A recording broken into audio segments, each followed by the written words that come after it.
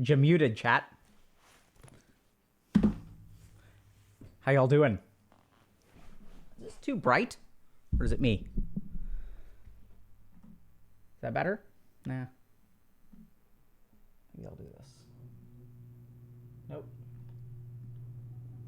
No lights? No lights? Is that better? That seems better.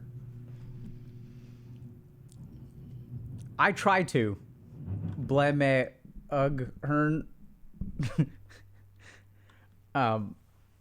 So recently I've just been doing like I try to do like some exercise. I don't like work out.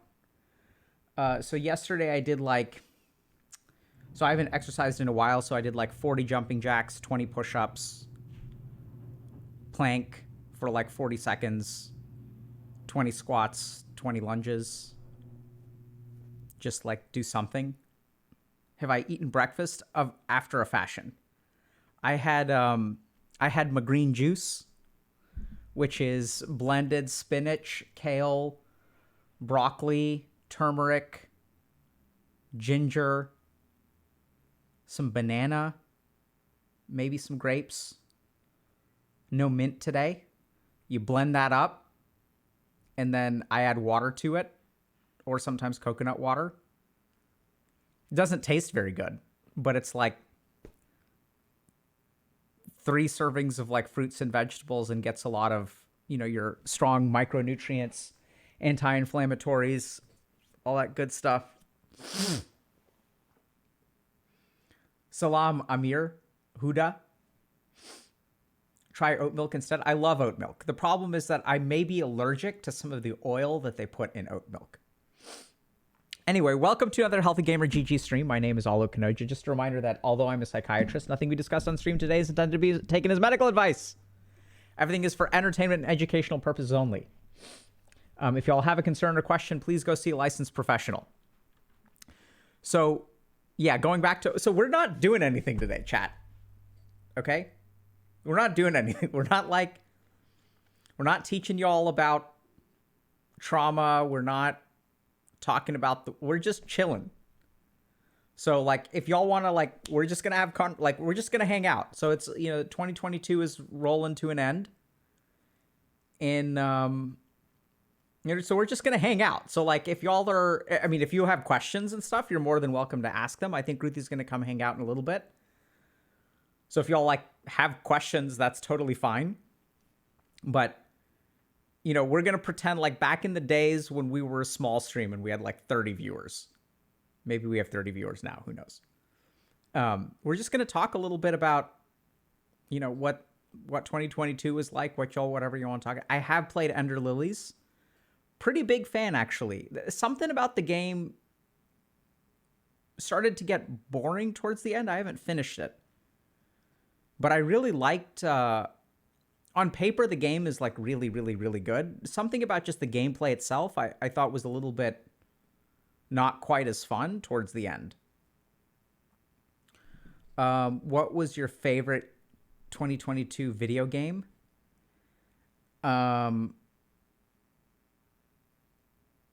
So like the game that I played in 2022 or that came out in 2022? Okay, so I have played Hollow Knight, obviously. Inscription, I loved as far as I can tell, the first half. I didn't finish it.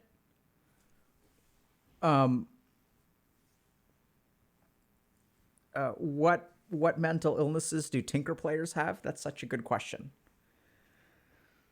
I'd probably say they're probably sadists, right? Because they want to make the world a terrible place for other people. Hi, honey. Hi. Do you have water? I have water. Do I need to get a chair? I can get you a chair if you want, or you can get a chair. I find getting a chair very challenging. I know, it's hard to pick up a chair, isn't it? Why don't you come sit here? I will get you a chair. Hold on 1 second. I have to go get a chair.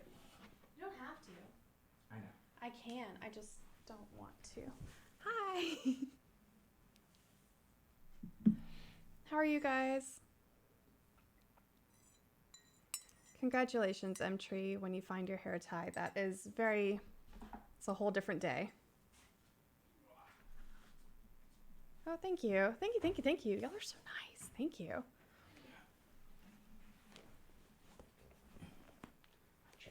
You make that look easy, Olive. It is easy. It's a very light chair. Thanks, guys.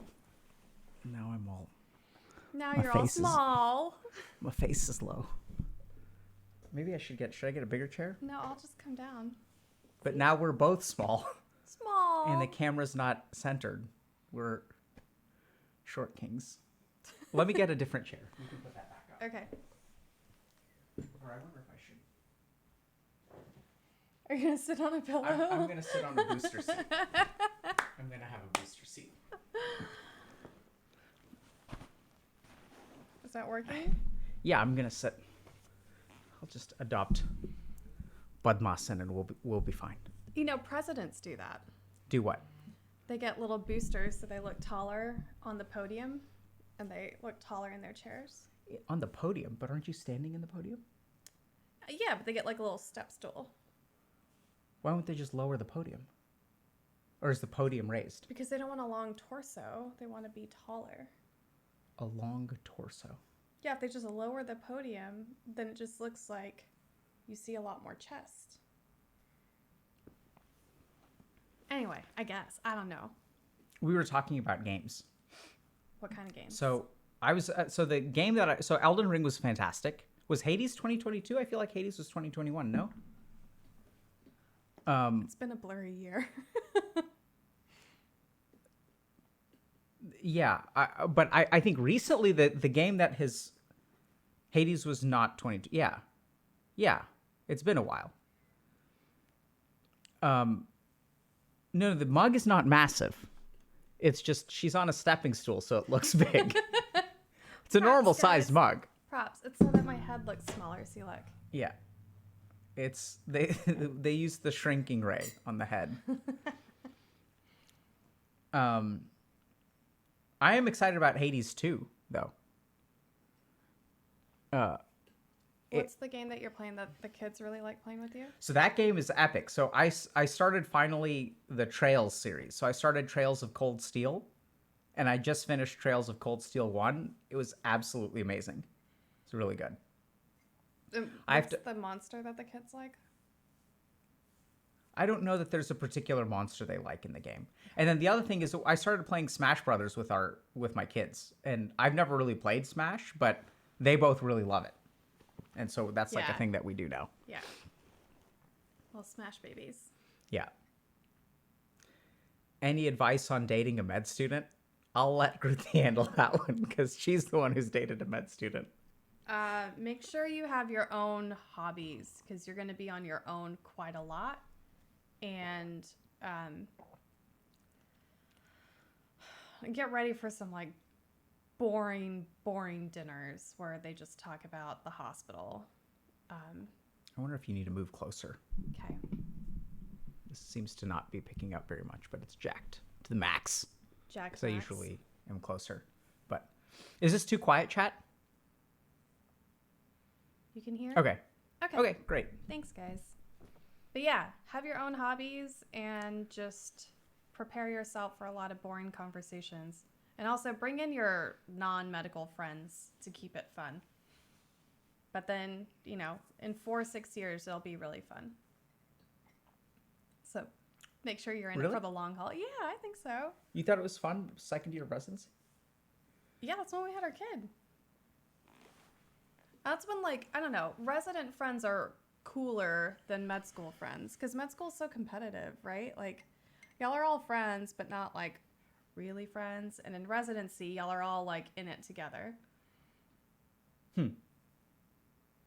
I loved them all, but, you know, the residency friends are different. It's possible that I was just lamer in med school, and therefore I attracted a lamer crowd, and I was cooler in residency, and therefore attracted a cooler crowd. You were not your final form in medical school. It was still evolving. Yeah. I was not a basic Pokemon, but was a middle tier Pokemon. So what do you think? What do you two think about having a room for each own in a relationship? Each have your own room. Interesting. I mean, I know married couples that have that, but not necessarily their own bedrooms. It's more like, here's my hobby space and here's my hobby space, like their own offices and stuff like that. I can see having your own space, but I don't know. I feel bad for. I don't know. I like sharing a bedroom. Yeah, I mean, I think you know, I think people should do what works for them, and I think that for example, if like one person snores a lot, it can be understandable that sometimes you sleep in a different room. Um, Separate pizzas. Separate pizzas are a-okay. yeah, or you can do half and half, right? You can do like you can be one of those people that's like, can we get this one on half and this one on the half?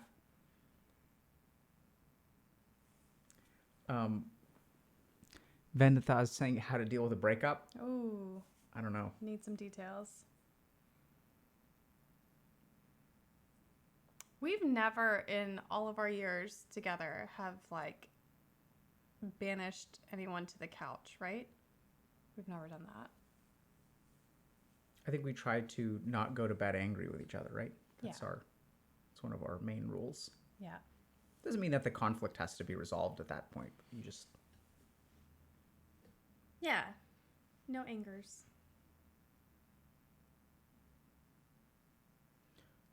How to break up? Ooh. It's a good question. I wouldn't know. I've never broken up with anyone. Well, I'm not going to tell you now. I don't know. I mean, breaking up with somebody is. I don't know. Like once your mind is made up here, like there's kind of no point in pretending with the relationship anymore. So I think it's Band-Aid. You just gotta rip it off. I think a little bit on what kind of relationship you want to have after. Like if you just don't want to see each other or talk to each other, y'all need your space, then like just kind of go into it knowing how it's going to end. Any thoughts on Andrew Tate? So we try not to talk about people, right? Like, I mean, sometimes we'll like comment about people, but that's not what we're about. So I think that like, it's really easy to talk about people. But I think one of the things that we try to do, and I think we've done a pretty good job at this, is show how like talking to a person and being somewhat open-minded and compassionate can help you understand like a part of them that you normally wouldn't see. And that's what we're really about. We're about trying to demonstrate the humanity in people. And like, I mean, as a psychiatrist, I've worked with a lot of people who were criminals, like worked, so as part of residency, you have to work in some sort of forensic work. So in my case, I worked in a jail for 3 months. And so, we're all people at the end of the day, but we try not to comment on goings on without, giving the person hearing their side. It's not about like their side of the story. Like that implies something else that we're not about, but so no comment. I can't have a comment. I want to have a comment. Do you consider yourselves a romantic couple?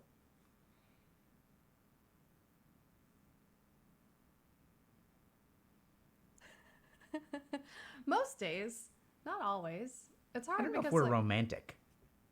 we I think are. we're loving. Yeah, but that's what makes it romantic because you're not like, I'm going to take you to a candlelit dinner. You don't do like cheesy Doesn't that upset romance you? stuff. Did you want me to? Listen, a tablecloth once in a while would be nice instead of, what kind of like bring your own silverware places that you like to go. But I think you're full of romance. Okay. You made sure, like every morning, you take care of the coffee in the mornings.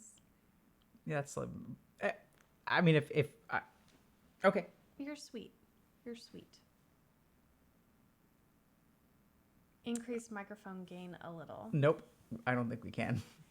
I think it's jacked up, chat. Just gotta lean forward. We gotta just move in. Can this just come here? Can this be right here? We can do maybe that, but I don't think it's gonna get more than that. Okay. But I see someone keeps on.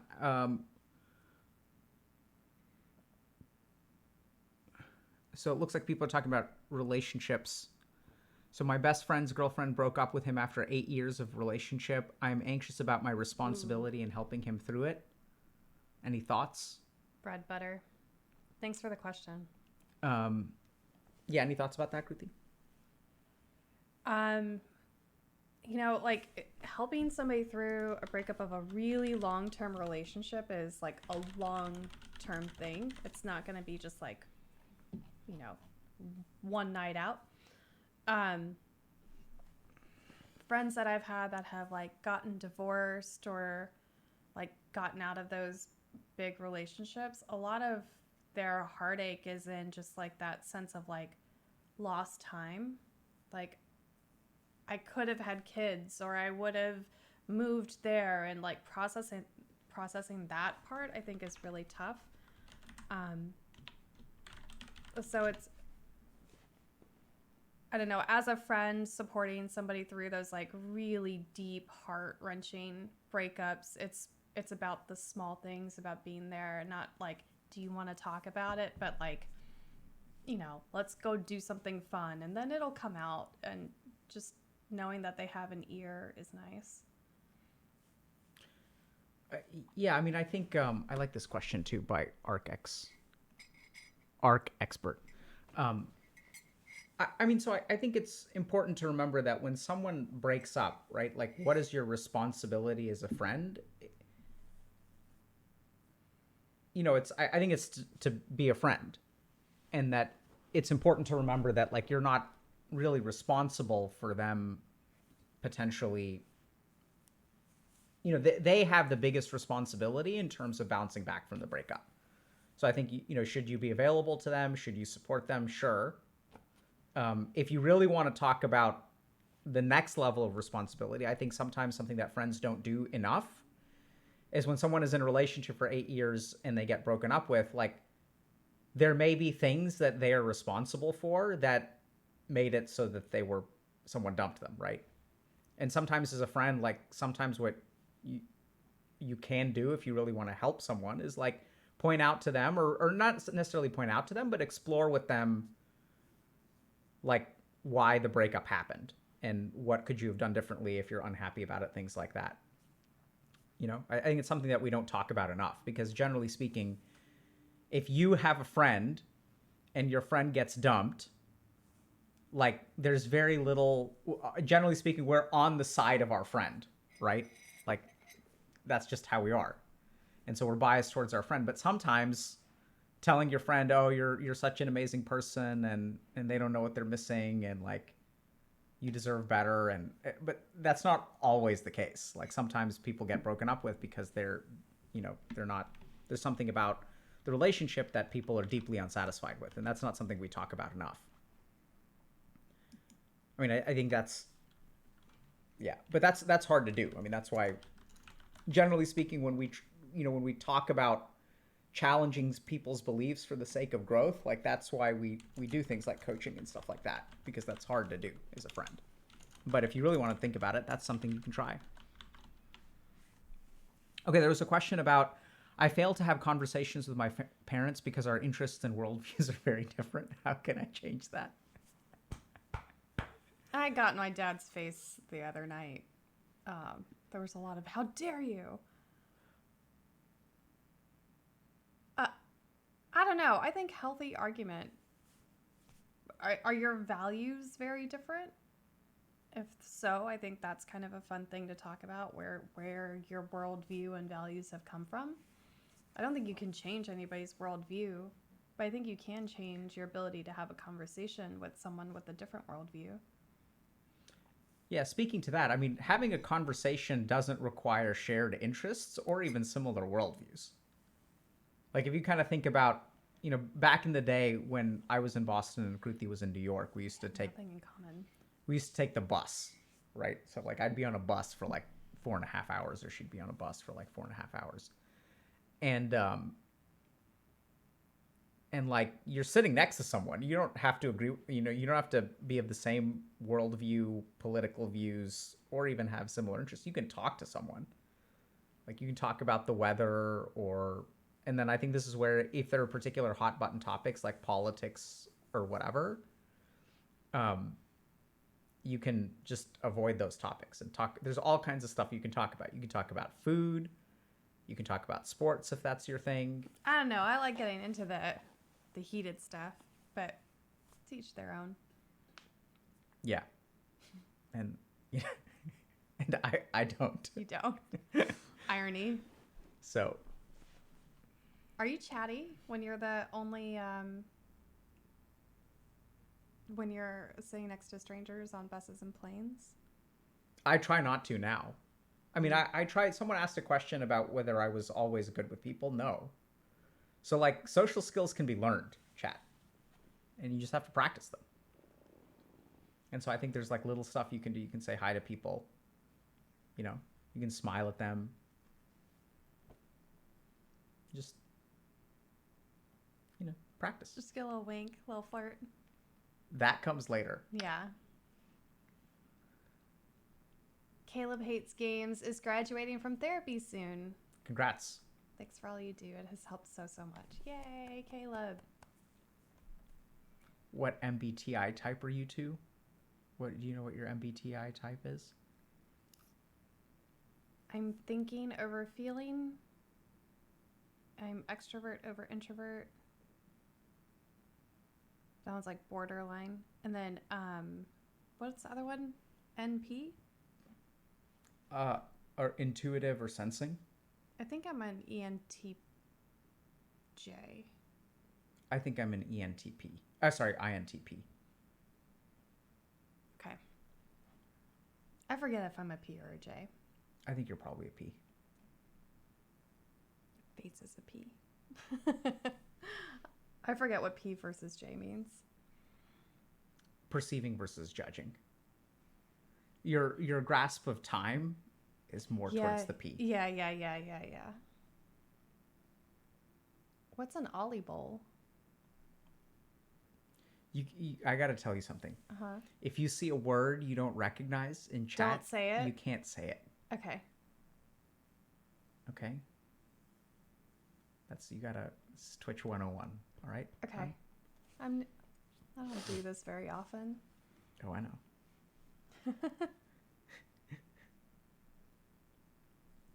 Kat from Garfield has a question. Okay, how can I just be friends with women without eventually catching feelings? So that's a great question. So let's think about that, right? So if you catch feelings, that implies, first of all, that feelings are not permanent, right? Because if you catch it, that means that there's a change in the way that you feel. So there are a couple things about how to avoid catching feelings. The first is that you don't have to actually avoid catching feelings. All you have to do is ride out the feelings, because they weren't there when you started, and they won't be there forever. And so if you catch feelings, eventually they'll subside, because that's what emotions do. Right? So generally speaking, feelings aren't permanent. And which is a tragedy, because the happiness from your wedding day isn't going to last a lifetime. Like, it just doesn't. The second thing is, if you want to, it doesn't last a lifetime. The happiness that we create every day is how we sustain it. What? It was just one day. Like, today's fun. Okay. So, but the other thing to consider is that, generally speaking, if you have outlets for particular feelings or needs, then it's easier to avoid catching feelings. So, for example, let's say I have no one that emotionally supports me through the hard times. So if you have like a woman is a friend and they are emotionally supportive of you, it's easier to catch feelings. So it's like, so just try to make sure that you have whatever like emotional needs you have, physical needs you have, whatever needs you have. The more that you can get those fulfilled outside of the friendship, the easier it's going to be to avoid catching feelings. And so even like little things like being confident in yourself, for example. Whereas like if you're not confident in yourself and then someone treats you with a lot of respect because they're your friend and that's what friends do, like you can sort of not misinterpret, because I don't think it's just how the brain works. But then it becomes easy to catch feelings. I'm just going to assume that this is going to take some time. So let's say you work on this, but in the meantime, if you do catch feelings, just don't get weird. Like don't feel like you need to confess something, or you just need to tell this girl how you feel, or like try to stay away from like just one-on-one behind closed doors situations. I don't know. Catching feelings in some ways is like normal and okay, I think. Just don't let it get the better of you. I'm not a doctor. No. I run all the business and operations side for Healthy Gamer. There's a question that someone keeps asking about trigeminal neuralgia. So a couple of things. So trigeminal neuralgia, like in my experience, like clinical experience, can be absolutely devastating. What is that? So it is a like improper activation of the trigeminal nerve. So it's the trigeminal nerve is in your face, and so what people with trigeminal neuralgia will feel, sometimes if you have an injury or some kind of like potentially viral infection, you can get activation of that nerve, and it can be like crippling pain. The thing about trigeminal neuralgia is that the course can be quite variable. So I've seen some people that have been absolutely debilitated from it, and I've seen some people where it actually does get better, and it's like quite responsive to different things. So it's a real case-by-case basis, and I think that from a psychiatric perspective, like I have gotten a lot of patients who have quite bad trigeminal neuralgia, and I've been able to help them some. It's honestly something that I wish I could have spent more time on clinically, like learning how to help people with those kinds of like nerve conditions or things like that. I think unfortunately though, like mileage varies a lot. There is some evidence that things like meditation can help with trigeminal neuralgia, but honestly the evidence isn't great. It doesn't mean that it can't help. So if the evidence isn't great for something, that doesn't mean it doesn't work. That just means we're not really sure yet, or we haven't really figured out in what way to optimize the benefit. This is kind of an interesting question from Skredzen. Mm-hmm. Hi, this is out of topic. I'm born in a Christian family, got baptized, and used to go to church frequently. Growing up, I got hooked by Buddhism philosophy and practice. I'm kind of confused, and I feel like I have to take a side. Okay. So let's understand something, okay? So I understand you feel like you have to take a side. But taking a side on religion is largely an Abrahamic religion concept, right? So if we look at like Judaism, Christianity, and Islam, and if I'm mischaracterizing this, please let me know if you're an expert in stuff. I'm not. But if you look at it, there's like a common thread in those three religions, which is like there are people of the religion and there are people not of the religion, right? So either you're a Christian or you're not a Christian. Either you are a Muslim or you're not a Muslim. There's the Gentiles and the Jews. So that tribal aspect of like being a part of the tribe or not part of the tribe is really like an Abrahamic concept. So if you grew up in a Christian tradition, I can imagine that your view of religion is that you've got to pick, right? Because if you think about something like baptism or confirmation in Catholicism, those are like binary things. Like there are the people who are baptized and there are people who are not baptized. So it's like a us versus, it's not versus, us or them. Whereas if you look at Buddhism, like you can't convert to Buddhism. I mean, sure, I'm sure people out there will convert you to Buddhism, but you can't really convert to Buddhism. Like, it's not like if you actually look at the teachings of the Buddha, Buddha didn't say, hey, y'all got to join this club, and everyone who's not a part of this club is not a part of the club. That's not really an Eastern religious concept. The same thing is true of Hinduism, where there are things that are analogous to conversion, but they're not really conversion. So from a Buddhist perspective, you can go to church every day and, like, generally speaking, I think this is a pretty safe thing to say. Most Buddhist doctrine will not care about that. Like, Yeah. so even the idea that you have to choose is something that is really from a Abrahamic standpoint, right? Because they have words. Like in the Abrahamic tradition, you have words for, like, the infidels or not infidels, or the Gentiles or the Jews.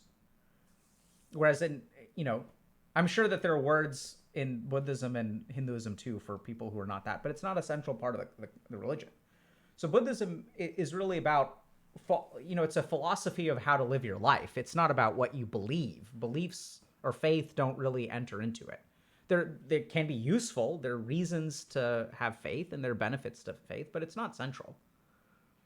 Every church, I think, is different. So sometimes it's the specific church that makes you feel like you have to do things within that church's way, not even like the religion's way, but that church's way of things. Has someone entered the house? Yeah, your cousin. She's picking up the rice. We're throwing a party tonight, and there's a lot of logistics between kids and food, so you might see us like texting and answering doors and stuff. But I think it's awesome that you are open-minded and exploring things that work for you. I would just not feel pressured to choose a side. Do what's best for you, not necessarily what's best for your church or whoever else. Yeah, aren't there children that grow up with one Christian parent, one Jewish? Yeah, there are kids who grow up with parents of different religions all the time. And I think sometimes that works really well, and sometimes it's a point of frustration and contention. Yeah.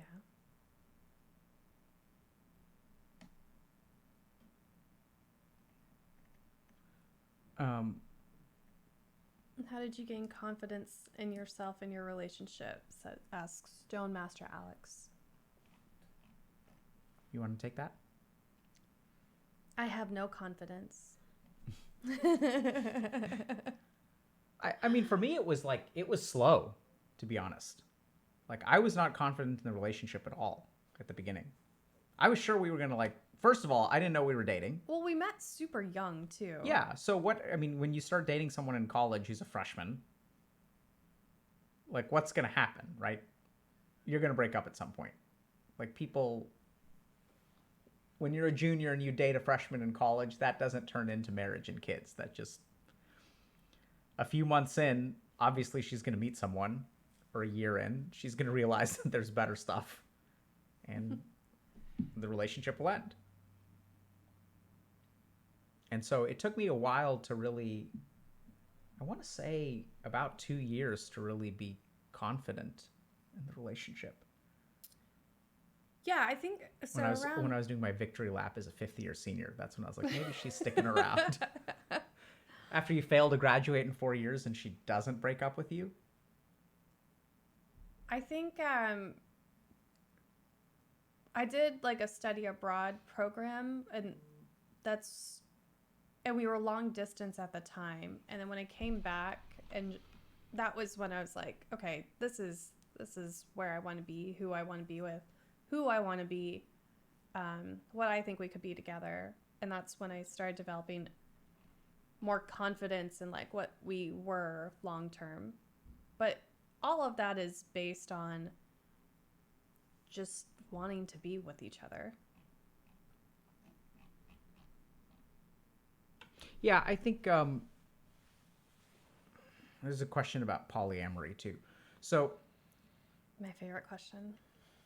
So I think in terms of relationships, one of the things that I've noticed, so we got together quite young, and I think a big part of the advantage of that is we weren't like fully formed human beings. And what I tend to see is that a lot of people are like looking for a finished product in a relationship. right? So you're looking for someone who checks all these boxes. And I'm not saying I mean, that may work for some people, but I think one of the advantages for us is that we were able to influence each other in terms I of. smoked cigarettes like when we met, and like he was very like, I would never date a smoker. Yeah. And you were a gamer, and I was like, I would never date a gamer. Like there's no way if we had met online and we had like shared interest and disclosed these things about ourselves that we would have even gotten together in the first place. So Yeah. I think you really got a blank slate, no check boxes. Yeah, I mean, I think it's just the main thing is how much are the two of y'all invested in like building a life that either of you could not put together. So in the case of like, gaming and cigarettes, let's say, like, am I so attached to gaming? Because sometimes what happens is people are like, oh, I'm not gonna change for anyone, right? Like Yeah. that, I get to decide what I do with my time, which is And I deserve the best. I deserve to blah, blah, blah. Yeah. which is fine if that's what you want. But I think like the whole point is when it comes to things like gaming, if I'm gaming too much and Kruthi like talks to me about it, right? It's like, okay, well, what are we doing here? And I think the whole point of a relationship is that you do want to change, right? Like, but the changes that you want to make are things that benefit like both of you and benefit the relationship. So I think change and growing as a person is like a really, really important part of a relationship. I think the problem is that there are people out there who will advocate for their partner to change as a substitute to they themselves changing. Right? So I think it's got to be like reciprocal. That's a big thing. And it's not like tit for tat where if I change this, you've got to give up this. But it's like, okay, what are we working towards? Like the whole point is we're on the same team. And if we're on the same team, like what are the good things to do? Like what do we want to like accomplish on this team? And accomplishing things as a team that both of y'all are aligned towards may require individual sacrifices. I think the tricky thing though is that everyone out there is like looking for the right person to do that with, whereas I think like the right person may not have all the checkboxes. The whole point is that they're the right person, and so you pick a person, not an attribute of a person, and then hopefully with both of y'all working towards it, you'll start to check all the boxes together. I agree. I think being super fixed in your ways and like that sense of entitlement of I deserve this and I should have this, and so much of that is not even based on reality. It's based on this fake stuff that we see online. Anyway, point made. So there are a lot of good questions here. So good. There was a question up top, I forget who asked it, just on like how do you ask somebody out, how and when, which is funny because we skipped that step. Alec was like, well, apparently I asked you out. I just didn't know I was asking you out. You asked me, do I eat lunch? There you go. And I was like, yes, I eat lunch. And somehow we made a very vague lunch plan. So I guess what you do is you ask them basic questions. Yeah. Do you like to eat food? I mean, I still remember our first date, as you call it. There's some good stuff up here too. I call it. I didn't know I didn't ask you out on a date. No, that's what it was. All right. You thought I was asking you out. I just told you. I was like, hey, there's a good like you like Thai food? Do you eat lunch? I had never had Thai food at that time. Oh, you never had Thai food? No. That was the first time you had Thai food in your whole life? Oh no, I think I had it once during like orientation or something. Yeah. It's one of your favorite foods now. It is, and you don't like it. I don't like bad Thai food. Okay, listen. Don't ever do this to your partner. Never be like, oh, I'm going to expose you to this new thing, and then make them love it, and then be like, I secretly don't like it anymore. Don't do that. No, I love Thai food. I just don't like a lot of these American Thai restaurants. Nobody likes American Thai restaurants. A lot of people do. That's why they're all over the place. No, they're all over the Americans place love because American they Thai get away restaurants. with it. Okay, hold on. There's a good question here about what do you do if a relationship gets boring? Y'all are going so fast. Okay, We're so going- Hickeyberry is asking, what do you do if a relationship gets boring? So this is a couple things. Start streaming. Okay. So the thing is, when you say, what do you do if a relationship gets boring, that implies that the boringness is within the relationship. So this is where, like remember that the relationship is a product of the two people involved, right? So the boringness doesn't necessarily come from the relationship. It can come from each of the individuals. So this is where I'd say that, this is where you've got to like talk to your partner about, hey, like, what do you... I disagree. Don't be like, hey, this is getting boring. What should we do about it? I would not have an honest conversation about this. Yeah, that's a good point. I never actually do that. When I get boring? Well, we don't... Here's what we've done. We've started like listening to audiobooks together. Like, because at some point we just run out of stuff to talk about, right? Yeah. And that's because you're too like internal. So we needed like more external. Don't have an honest... This makes me question much of the advice that I give on the internet. Yeah, that's why I'm here. Yeah, so I don't think like you talk to your partner and say, hey, this relationship is boring. But I mean, that's not actually what I do. But I think that you have to remember that you have a... We get bored all the time. Yeah. But we'll say like, oh, we need a new show or a new Yeah, book or yeah, let's yeah. go, like, let's do something new. We don't use the word bored. Where do you want to go this weekend instead of Yeah, what do you want like, to let's do this something. weekend? Yeah. So that's where I think it's important to remember that you have responsibility in that relationship being boring. Okay, so you need something to do and you need something to talk about, I think. So find a physical activity that you guys can do together. So one of the ones was rock climbing. I stopped getting my nails done so we can start going rock climbing again. Tennis is my preference, but you don't like tennis. But find things like that. And we've had this conversation a million times for like activities to do together. And then like listen to podcasts together. I do this actually with my sister, whom I love, but I feel like we have nothing to talk about anymore. So we traded. And she was like, you listen to this book. And I was like, great, you listen to this podcast because I want to talk to you about AI in the news and this Elon Musk Twitter debacle. Like, I want to be able to talk to her about stuff like that. And she wants to talk to me about other stuff. So... Yeah, so I think remember that like a relationship requires raw materials to stay interesting, right? You need something like you need inputs. And you can sort of create those with intentionality. And that's where like if you're bored in a relationship, you can, I think Kruthi's right. You don't go to your partner and say, "Hey, I'm bored in this relationship." Yeah. But you can talk to them about, "Hey, like, what do you want to do? Like, is there like any suggestion, like, maybe we should do this or maybe we should do this." And like, you should start thinking about how to make the relationship more interesting as well. Do y'all want to learn a new skill together? Like we've done that kind of thing. Like Kruthi was saying about rock climbing. It's like, because you'll be bored, right? And then, but it's like, okay, like, what are we going to do this weekend? Like, let's do something. And then you can like contribute to it. So like so we read a book together. My impression of the book was very different from her impression of the book. But we both enjoyed it a lot. Since we read the book together, there started to be this inside joke. And then I actually found a subpar board game that is based on the book. And Column of Fire. Yeah, Column of Fire by Ken Follett. Y'all read Ken Follett? Oh, they're going so fast. I know, there's too much. I can't keep up. They're so fast. It looks like you guys are getting jobs and winning money and starting your own businesses and supporting lots of people, which is so awesome. I love seeing that. Yeah. Oh, this is such a good way to put it. Sam Bam, thanks, ma'am. I'm not bored in the relationship. I'm bored and I'm in the relationship.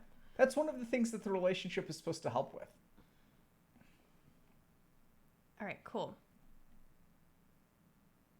Yes. So Okoka is saying, just have kids, no time to be bored. While that is true, I would never recommend having kids to resolve any problems in your relationship.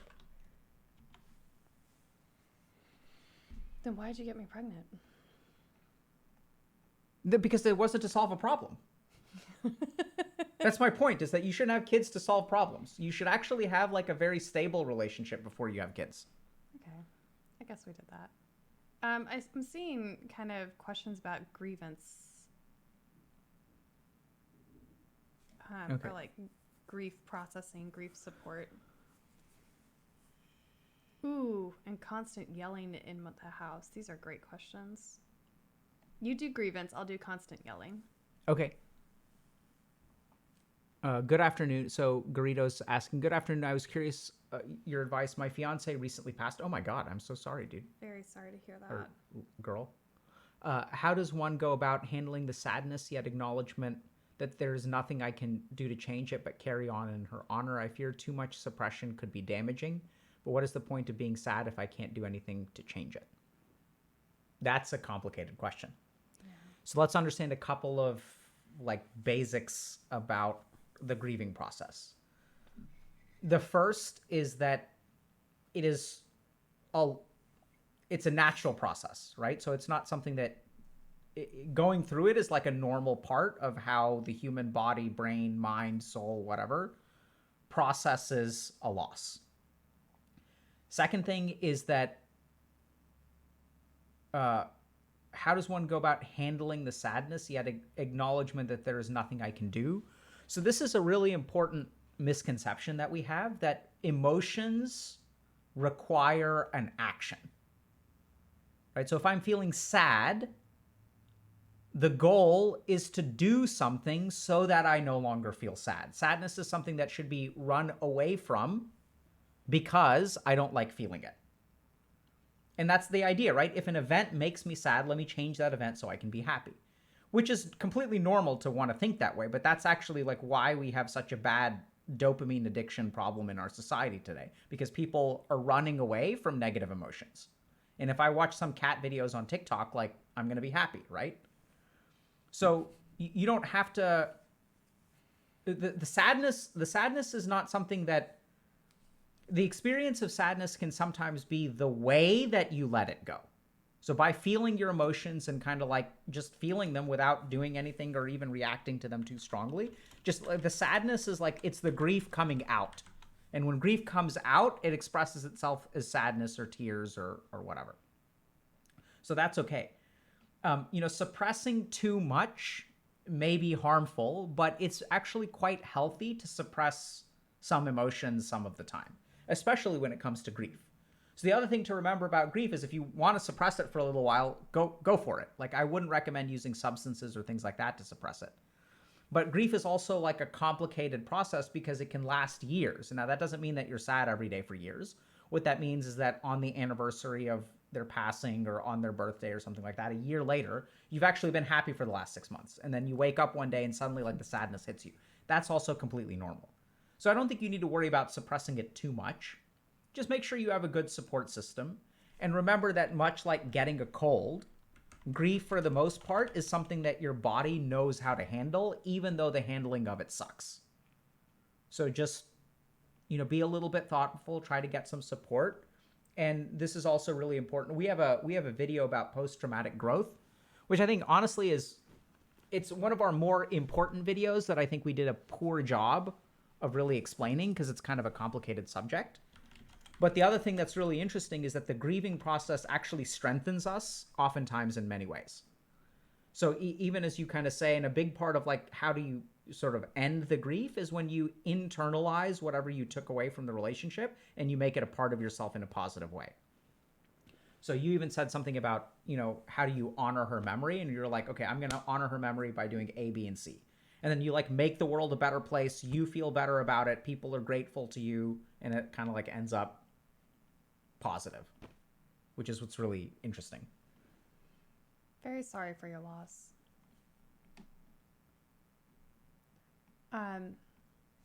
Okay, thanks for that. You wanted to talk about yelling in the house? Yeah, somebody, I think Krish maybe King asked. Krish Live. Yeah, asked what to do about constant yelling in the house. And I relate to that one a lot because everything's kind of cool now, but when I was in high school, there was just so much yelling. And I had to just leave. I would be like, okay, I'm going to go for a drive. I think you just got to kind of get out and also signal to your parents, like, I do not want to be here when you do this. So even if you're just going to take a walk or whatever, I don't know. Sometimes I think parents,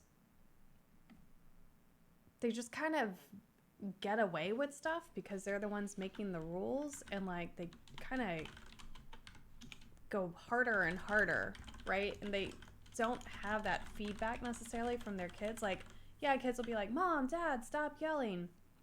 But a lot of times that doesn't break through to people. Like, if you think about yourself, when you're really angry and somebody tells you to calm down, you're not going to calm down, right? And so if Mom and Dad are yelling and you say, Mom, Dad, stop yelling, calm down, like that's not really going to help. But if you just signal to them like this is not where you want to be and you just get out of there, I think that's kind of, in my experience, that was the strongest signal I could send, is like, you guys are on your own. I do not want to be here when y'all are like this, and just leaving. And of course there's fallout when you come back. Like, people are still pissed, but like it's more of a loud conversation than it is yelling. I don't know. There's a question about whether you're my boss and whether I have performance reviews. We are going to do annualized performance reviews this year, and yeah. I don't know. I think maybe technically, but not really in practice. Yeah, I mean, I think I would say when it comes down to it, generally speaking, yes, right? But I think performance reviews are a really good example of like how to make this work. Because the whole point is that we have a professional relationship and we have a personal relationship, and those two things don't cross. Right. And so by having performance reviews, like, you know, it's like we're going to have performance reviews at 4 p.m. on, let's say, a Thursday. And then like once those performance reviews are done, then we each have maybe 1 hour of work, and then it's like 6 p.m. and we're going to take our kids to dinner. And those things are completely separated. So we don't talk about, and if she gives me feedback in the performance review or I give her feedback, we give each other feedback a lot because we're colleagues. And, you know, honestly, it took a while to figure out how to do that well, but I think it works really, really well if you do it right, which is just to understand that you have two separate relationships and that the two don't, you know, they don't really blend. And like you have to be able to separate out the personal stuff from the work stuff, which we're not always perfect at.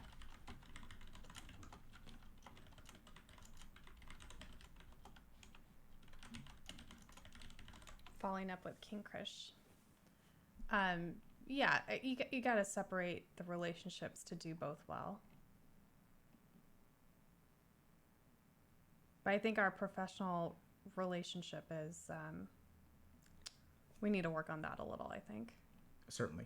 Which we've had professional conversations about recently. Yes, we have. And the shortcomings of our professional relationship and how we need to be better at that. Yeah.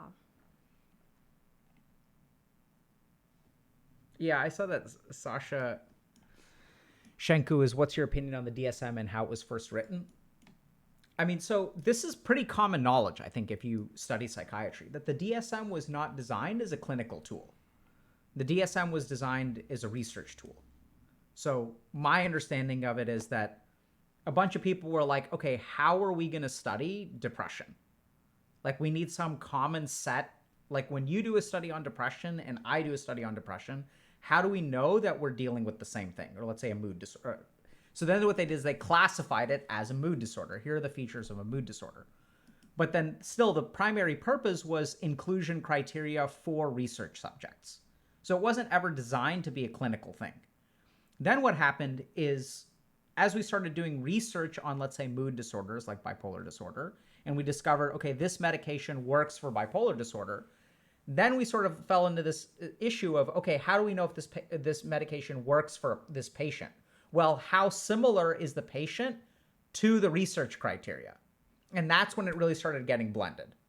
And now we sort of use the DSM clinically, but I think the good news about the DSM is that it's becoming more and more clinically useful with each iteration, because we're starting to realize that it's not, you know, it needs to be more clinically useful. And there are also movements within psychiatry, like RDoC is a good example of this, where people are trying to redesign the diagnostic criteria of mental illness that is free from the DSM. So there are intentional attempts to kind of do that.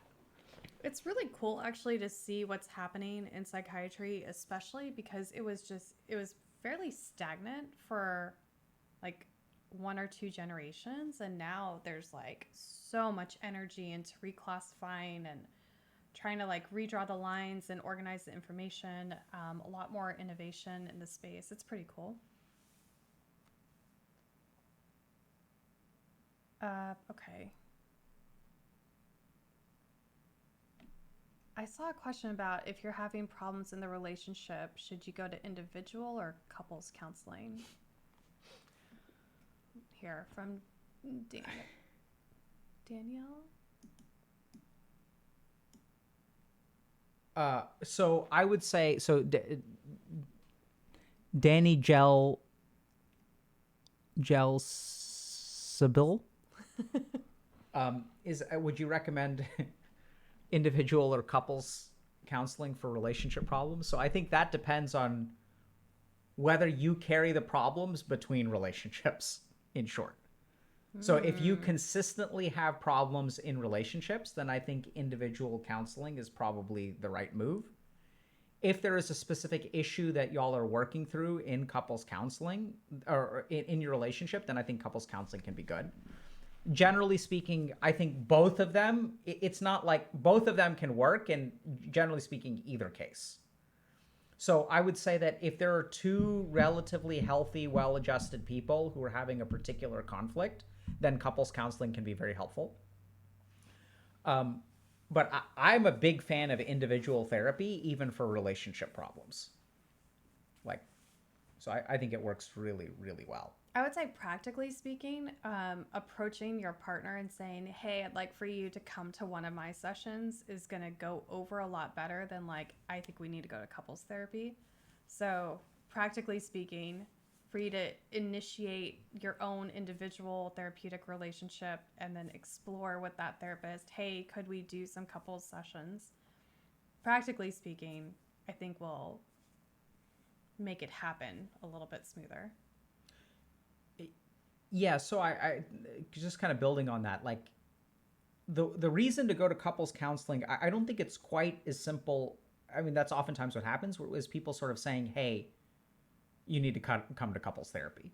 That's oftentimes what happens because people are usually desperate by that point. But I think one way to kind of approach it is like, hey, this thing that's happening in our relationship, do you think this is a problem? What are our options for dealing with this problem?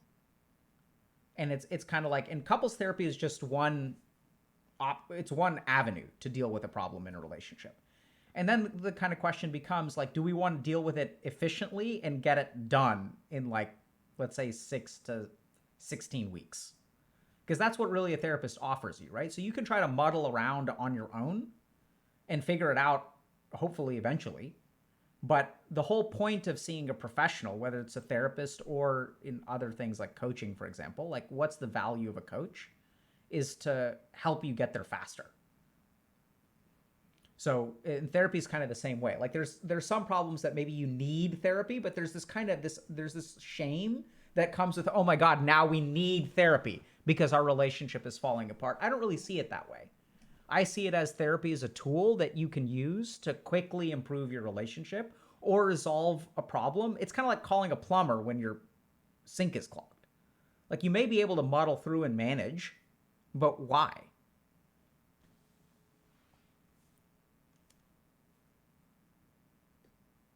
Hickeyberry is saying, I wish Dr. K was my boss too. I bet she is a great one. I don't know if you're talking about Dr. K or Mrs. K, but I am a terrible boss. Alok is I'm not the best boss. I mean, I'm great in a lot of ways, but so many ways. Also not the best in many ways. I think Alok's sheer brain power and his ideas around what the vision for what coaching could do, what coaching should be, how groups could work better together, how this is what people need to know and what order they need to know it. I think he's much more of a visionary than he is like an executor. So actually, no, I take that back. You execute, but the management of the pieces is Yeah, so your I shortcoming. don't think I'm a very good day-to-day manager, although I'm learning. And you can learn. And I think probably the good, like, I think I'm much better with people that aren't direct reports to me. So having me be in your workplace and available if you're running into trouble is good, I think. But sometimes I can be frustrating to work with. It's more because, and we both have this problem, which we both need to get better at, is you'll have an idea and we'll get excited about that idea, and then we have to like realign everything that we're doing around that idea. So I think when we think about 2023, it's really about like setting a plan and sticking to that plan. Unless there's something catastrophic or we really didn't think through something, but I think you're good. Your job is safe, I will say. HG's plans for 2023, some hints. We've been approached so many times by so many parents, so we're trying to build some things out for parents without it kind of affecting our day-to-day experience with you guys, but trying to find a good place for parents to come in. So like even in King Krish's example, I would love to be able to work with those parents. And so we have a family coaching program that we're looking to expand next year. What's that? Yeah, I was just going to say, like, so, so much of the stuff that y'all struggle with, I realized at some point this year that Congratulations, Awaka. there's only the situation that y'all are in today. There's only so much responsibility you actually have over it, right?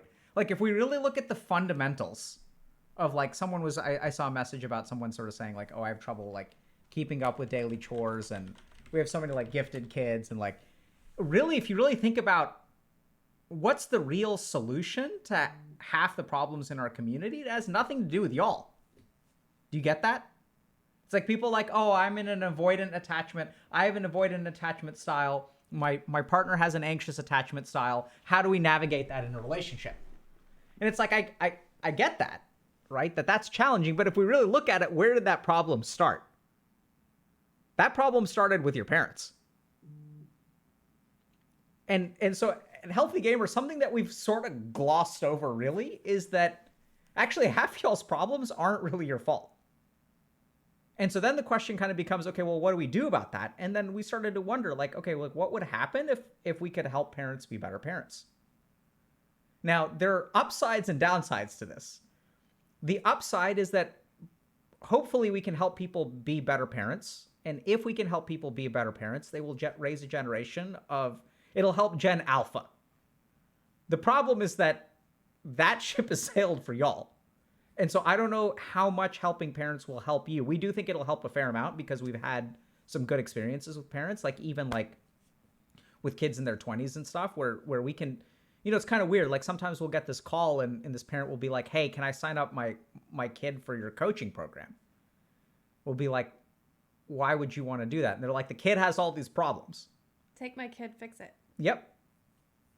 And then we'll be like, well, we're not so sure that your kid needs the coaching program. And he's like, what do you mean? He's doing all this stuff wrong. And it's like, well, why don't you sign up? He's like, I don't have any problems. And then it's like, well, maybe it's that kind of attitude that you want to outsource someone to fix your kid instead of like understanding your kid and stuff like that. Like maybe that's actually part of the problem. And so what we'll do is we think you should sign up. What we also did was sometimes they'll say, okay, fine. Customer service to take these calls. So it's not just all of being like, who's the problem is, it's you. Honestly, though, right? Because there are a lot of parents out there that are like, oh, my kid is not living up to my expectations. Let me go find some expert in the field. And if I find an expert who's brilliant enough, that'll fix the problem. The problem is I've taken him everywhere and nothing works. And so it's like, well, hold on a second. Maybe the problem's not the kid if you've tried a dozen things and none of it's working. Like, what do you mean? It's like, well, why don't you join up for a little bit. And There's a lot of, you're supposed to be the best. If you can't do it, nobody can do it. You're my last chance. You fix my kid. And then a lot of, you don't need the best to fix your kid. You need to work on yourself. And that can be done with almost anyone. Yeah, there's so many studies that show that parents, so providing mental health treatment to parents has positive clinical outcomes on the kids. So that's one thing we're thinking about for 2023. We're also trying to figure out, thanks for all of the love and the feedback on the guide. It means so much to us because we put so much into making those guides for y'all. So we're trying to figure out, do we do more modules? Do we go a monthly subscription instead, and like kind of combine community events with the guide experience? Because we do so many things. So we're trying to figure out how to make it the most approachable for y'all. We have groups, we have community events, we have coaching, we have guides, we have all this content, we have great discussion forums. So how to kind of package these different pieces together into the right experiences for you guys. So that's kind of the big thrust behind 2023. Yeah, so I see a couple of good things. So Barika is saying parents have it rough. They kind of lose scenario. I completely agree. So I think this is where like our approach, sometimes while I can be like a little bit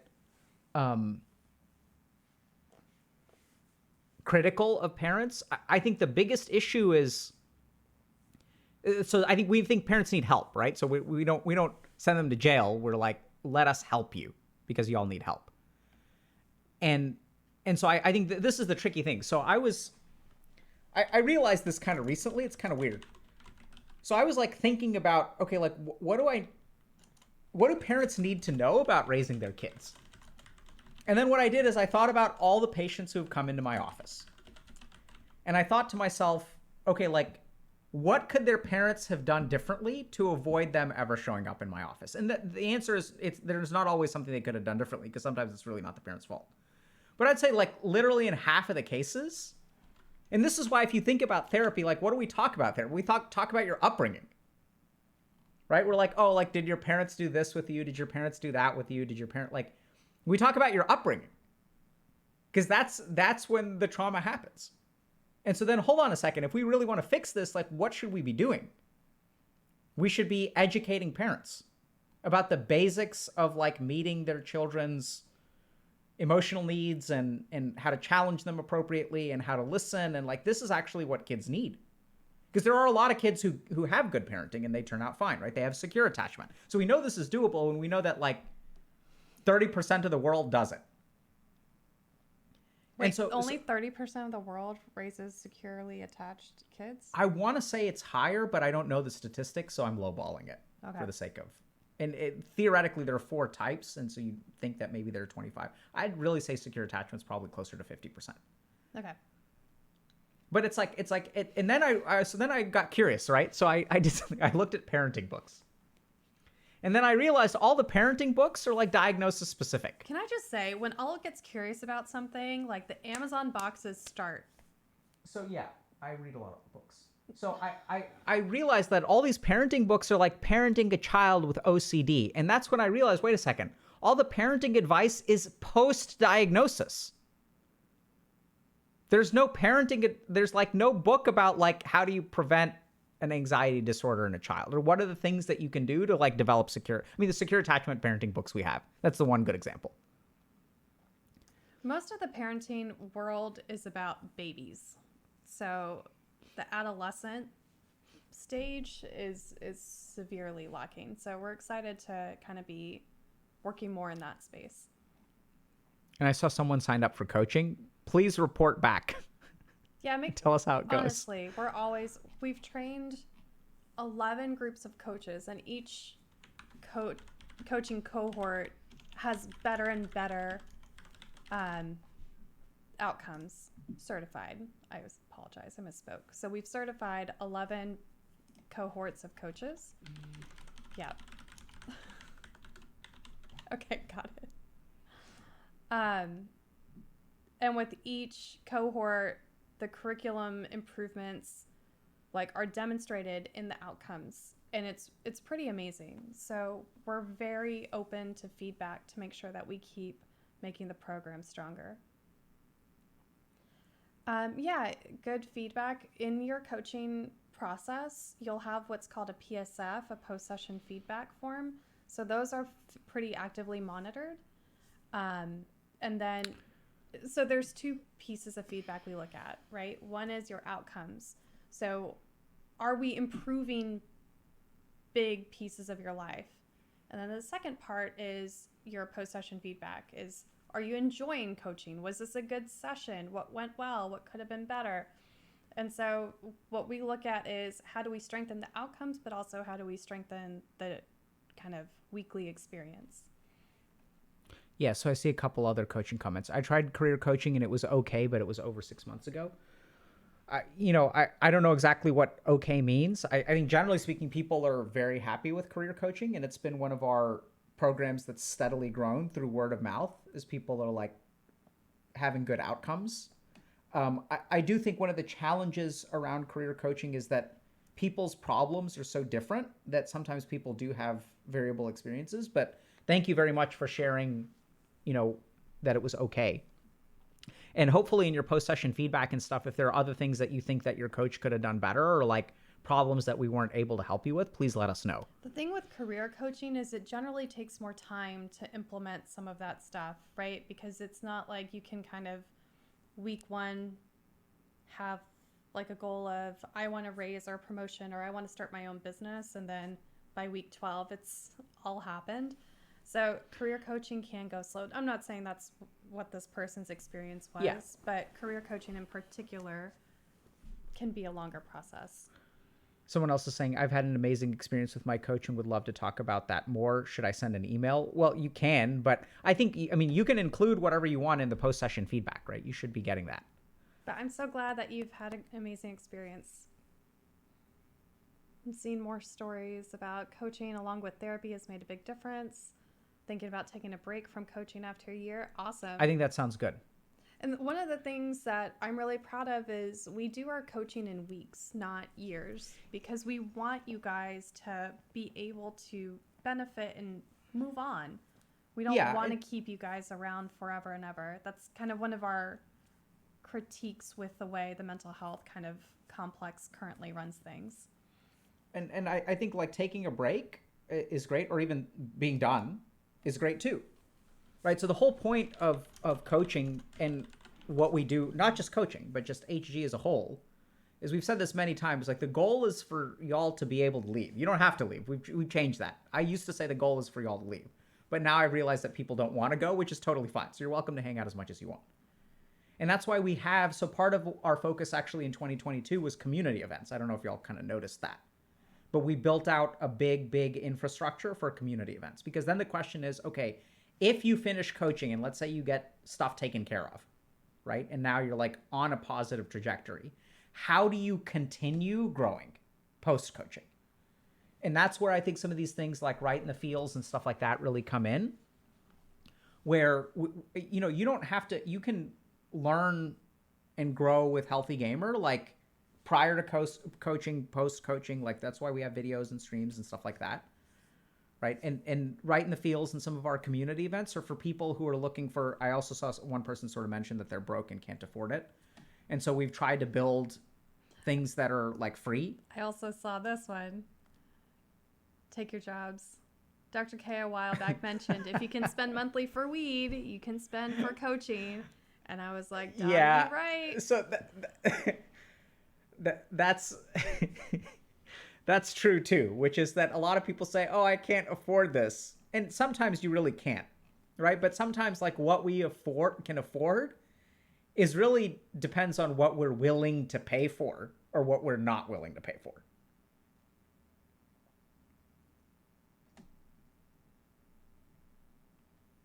What are the factors of success or failure in coaching? I feel like this is like success or failure in anything you try. Pink sausage. Yeah, so I tried coaching and it didn't help me much. Should I try it again? What are the factors that led to success or failure in coaching? What a great question.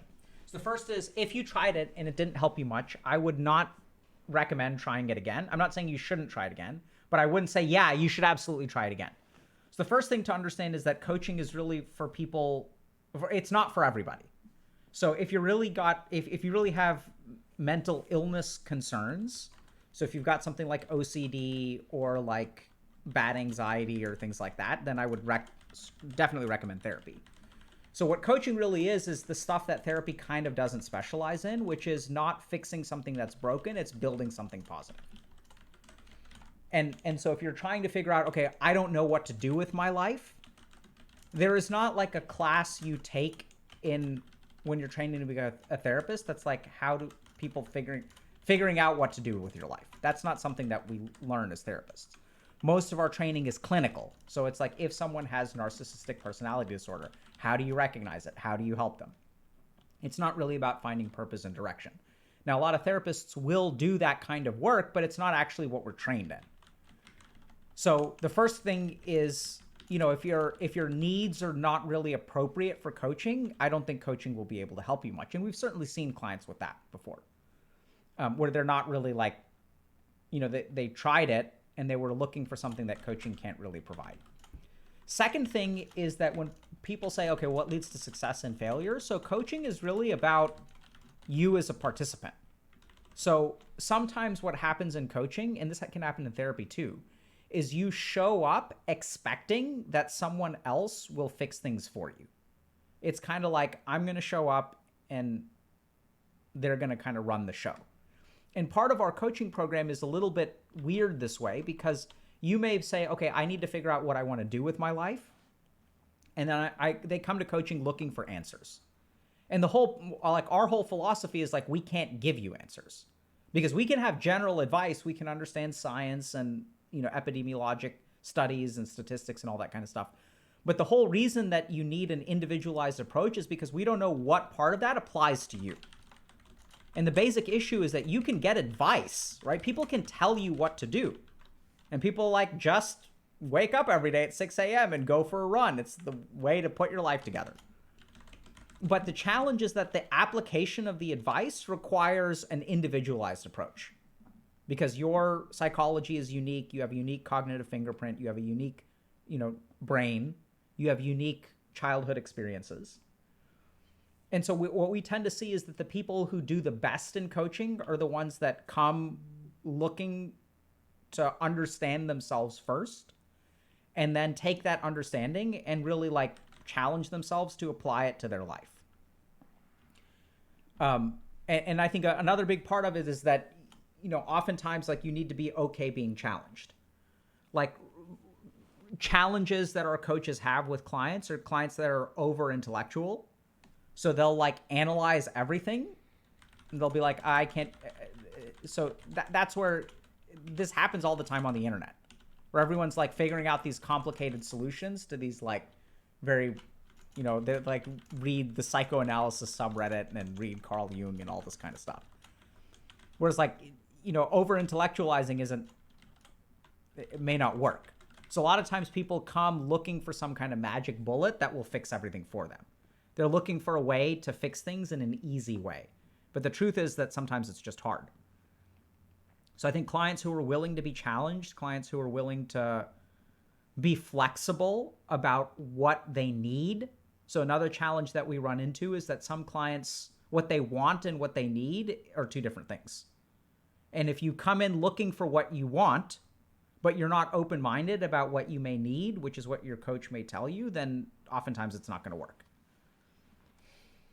And then the other part of it, though, is that it's very possible that you as a client did all of those things and coaching still didn't work for you, which is possible, right? That's got to happen sometimes. It's got to happen. And so it could be a failure of your coach, right? That's another reason why coaching doesn't work, is that your coach didn't do a good enough job. It's absolutely a possibility. I think we tend to do pretty well around that. So our quality controls are quite good and our coaches are quite good. And then at the end of the day, though, it's not for everyone. So I think if you're really looking to understand yourself, if you're looking to make a prompt change, and if you're okay being open-minded and stepping away from the conclusions that you've already formed. because that's really what it's about. Because the whole problem is if you form the conclusion and you still have the problem, maybe there's a misdiagnosis. And so sometimes when people come in and they're operating on that conclusion, they don't do better. I saw some great questions about people feeling stuck in therapy, not knowing if they should kind of take a break from therapy, if they should quit therapy, if they just have a crappy therapist. How do you know? I'm going to just kind of paraphrase all of these questions into one. Like, what do you do if you feel therapy just isn't working?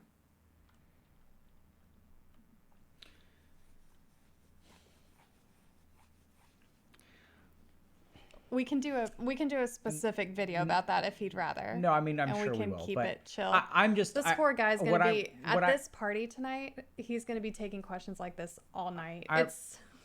So here's what the sigh was like. I've been so frustrated by sometimes some of the therapists that my patients have had, which maybe you're looking at that as splitting or whatever, right? So, which is actually part of the problem. So here's the challenge with a lot of therapy is that I've met far too many therapists who, when things aren't going well, they blame the patient. So I'm going to give you all just one example. So I once had a patient that mentioned to their therapist that the periods of silence are very uncomfortable. And then the therapist was like, yes, they can certainly be uncomfortable. And then the periods of silence continued. So the therapist's perspective is like, silence can be uncomfortable and it's okay to be uncomfortable. And like, the patient needs to work through it and they can kind of fill the space. And like, they have like all these reasons to be quiet, right? It's the way that they were trained is a simple way to put it. But sometimes like therapists are so caught up in their perspective on things that they don't listen to patients. This has been my judgment.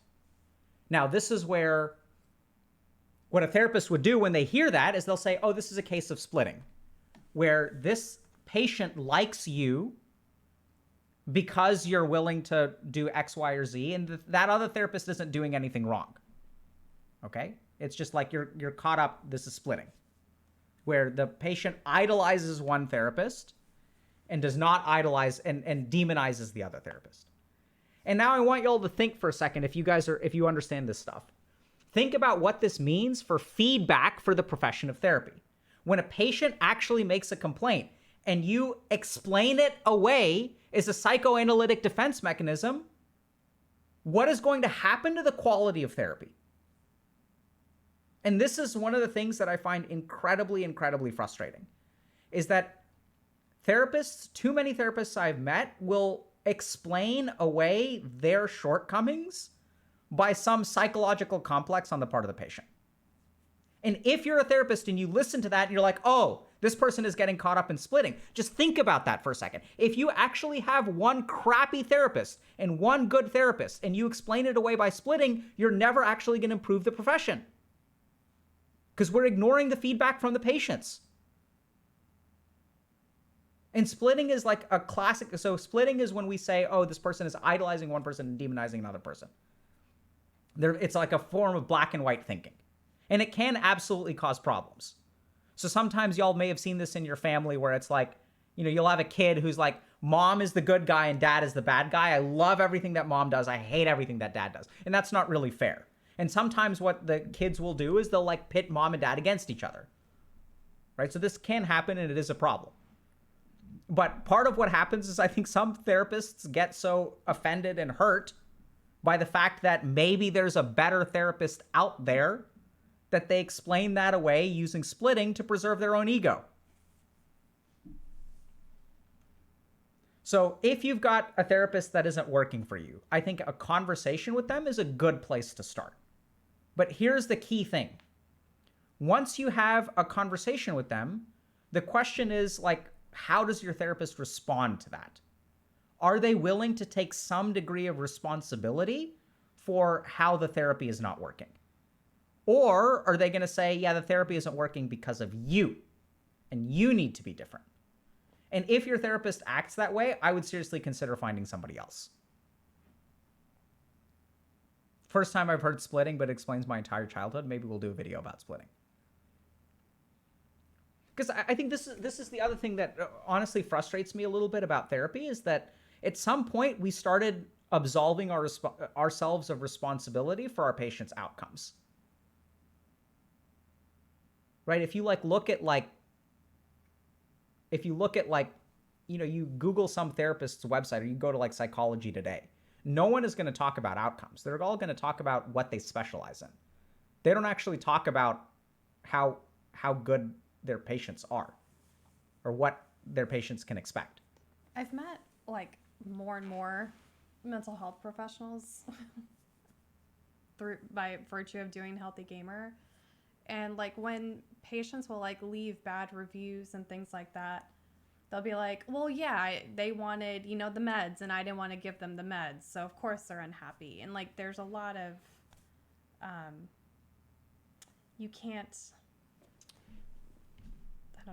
make everyone happy. So can I answer this follow-up? Yeah. So Mr. Poopy Snail is saying, how long should I give my therapist a try if it's not working? Yeah. So I think that too is a good question for a therapist, Yeah. which it fucking frustrates me to no end that therapists They get really offended. Oftentimes they'll get offended. Which is like, okay, so like I would talk to them and be like, okay, so I'm saying this is not really helping me very much. In what amount of time, like how long do you think it'll take us to know whether this is working or not working? Right? Like what should I expect? It's like, hey, like food delivery is coming. When is it coming? Who the fuck knows? Okay, but don't bash therapists too much because a lot of them... No. I like I said, so the sigh was just my frustration with some members of my profession. And I think therapy is a wonderful profession. I've had an amazing therapists mentor me and things like that. I think as a whole, like therapists are really, really good. But I do think that there's a systemic problem with the way that therapy is practiced. In that some of these like simple, like detail-oriented kind of things are ignored. So just thinking about, and this is a bias that I have, right? It's like my personal bias that influences how I practice. And in my experience, it's worked well, but there could be bias on that, right? So like some patients may not like that. I may have done some people a disservice, totally open to all that kind of stuff. Well, I can share like my experience, right? Where I went to therapy postpartum to work through just, I don't know, adjusting to a very different life. I gotta pee. Yeah, go for it. Can you bring water? Yes. And, I saw the therapist probably for 2 or 3 months. And she was, very well regarded, one of these like Boston elite therapists. And there were a couple of things that were problematic for me. One was like explaining just cultural differences. First of all, it just took a really long time, and I felt frustrated that I had to pay hundreds of dollars for this person to just get like a baseline understanding of my life, and then for me to kind of almost convince her why things were important. I felt like that was just like a waste of time. And then understanding that, okay, you can't expect somebody to just like jump in and know everything about your life. Okay, fine. I'll spend 2 or 3 sessions setting this baseline. And then, it was kind of like, well, what's the plan here? Like, do we have a diagnosis, or is this like a 1 week, once a week forever? Like, what are we doing? How long like, what's the plan? And then it became like a question of like, well, why do you need a plan? And it's like, this isn't like a big psychological thing. I just want to know what I'm getting up into, like practically for like insurance and all the other things that you need to be able to communicate the plan, right? Like literally, how long am I blocking this time off on my schedule? Like, what are we doing? So kind of like that wishy-washy thing. And it just felt very like, well, how long can I keep you as a patient or a client? Like, I wanted to do the least, right? And she wanted me to do the most. So that tension, I think, was definitely there.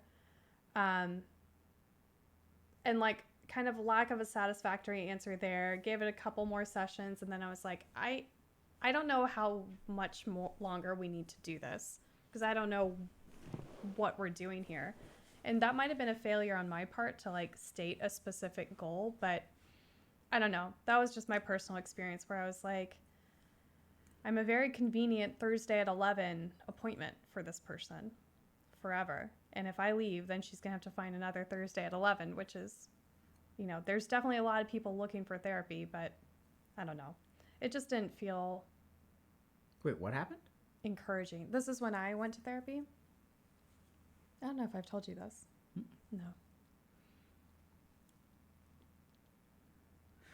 I mean, and I think a big part of therapy is like if it's not working for you. No, I didn't hate my therapist. I thought she was doing the best she could. It wasn't for me, I guess. Yeah, I was just about that's the thing is if it's not working for you, like that doesn't mean that your therapist is bad. And it doesn't mean that the indictments of the profession of therapy that I just made apply to your therapist. Right. Those are just, I think that generally speaking, therapy is a weird profession because we have a trump card to discount any feedback that we're given. And we're pretty unique that way, right? Because we can explain it away like, oh, the patient couldn't handle the transference and that's why they left. It's not because I'm an asshole. They couldn't handle the transference. And we come up with this complicated language that people can't argue with us about. So we have our own jargon that explains things that our patients don't understand. And so we put them on the battlefield, and then if we blame them, we're, you know? Right. So I'm not saying that the majority of therapists are like that. It's just something that I've seen time and time and time again. Where it's like, wait, there were some basic mistakes that I think you made. Well, I mean, I've tried a couple of therapists, and it's just what's the plan conversation has never gone well. Maybe I'm just bad at therapy. No, but I mean, I think there are some, so I think like, you know, CBT therapists, I think are like more, so the therapists who are suited to the more concrete will pick a particular kind of therapy that oftentimes is more concrete. So I tend to be like pretty concrete and active.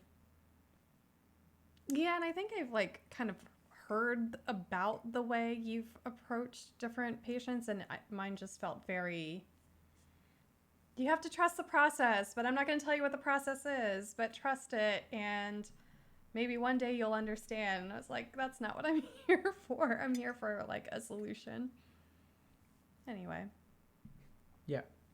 Do I think that therapy can be replaced by AI? Probably. Whoa. So I mean, we don't even need AI. So there's studies that show that digital CBT done without a therapist has, in some pilot studies, has comparable outcomes to working with a human being. So you don't even need AI. You just need like a course in CBT that is cognitive behavioral therapy that has comparable outcomes.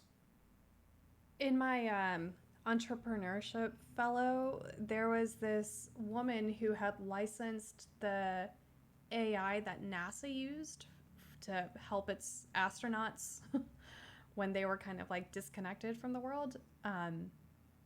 So she was turning that into like an AI therapy thing. And if it was good enough for NASA, maybe it's good enough for everyone else. But I don't know. It's really interesting. And you know, I know it sounds kind of weird, but I don't think that is that insane. So here's what I think. Here's one of the reasons why I think that works well, or it works as well as it does. One is that, so I think a lot of what we learn in therapy does not have to be taught in therapy. So a lot of like what you learn in therapy can be disseminated, I know it sounds kind of weird, on a scalable level. It does not require individual human interaction. And that's literally why I started streaming. Because I was like, wait a minute. Half of what I do in these appointments is like introduce people to concepts.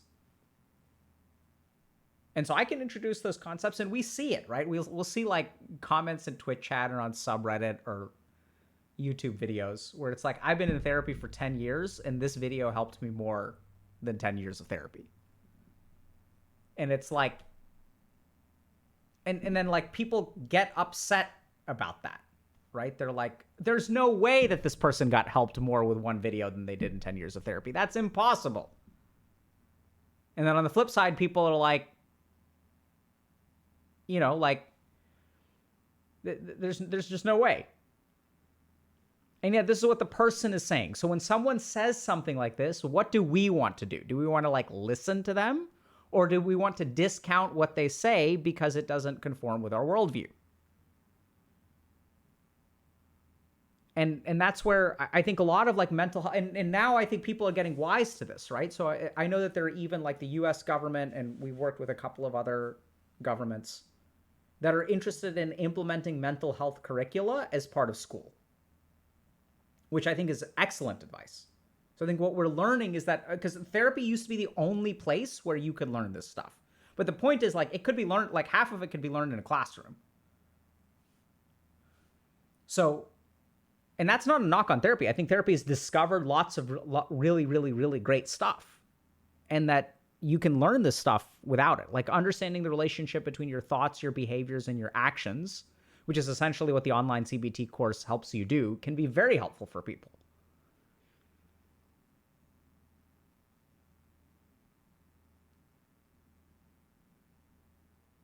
Yeah, as far as Salt is saying, and you teach us that everything we can also be a part of community, absolutely, and heal by witnessing one another and help each other too. My eyes are getting tired.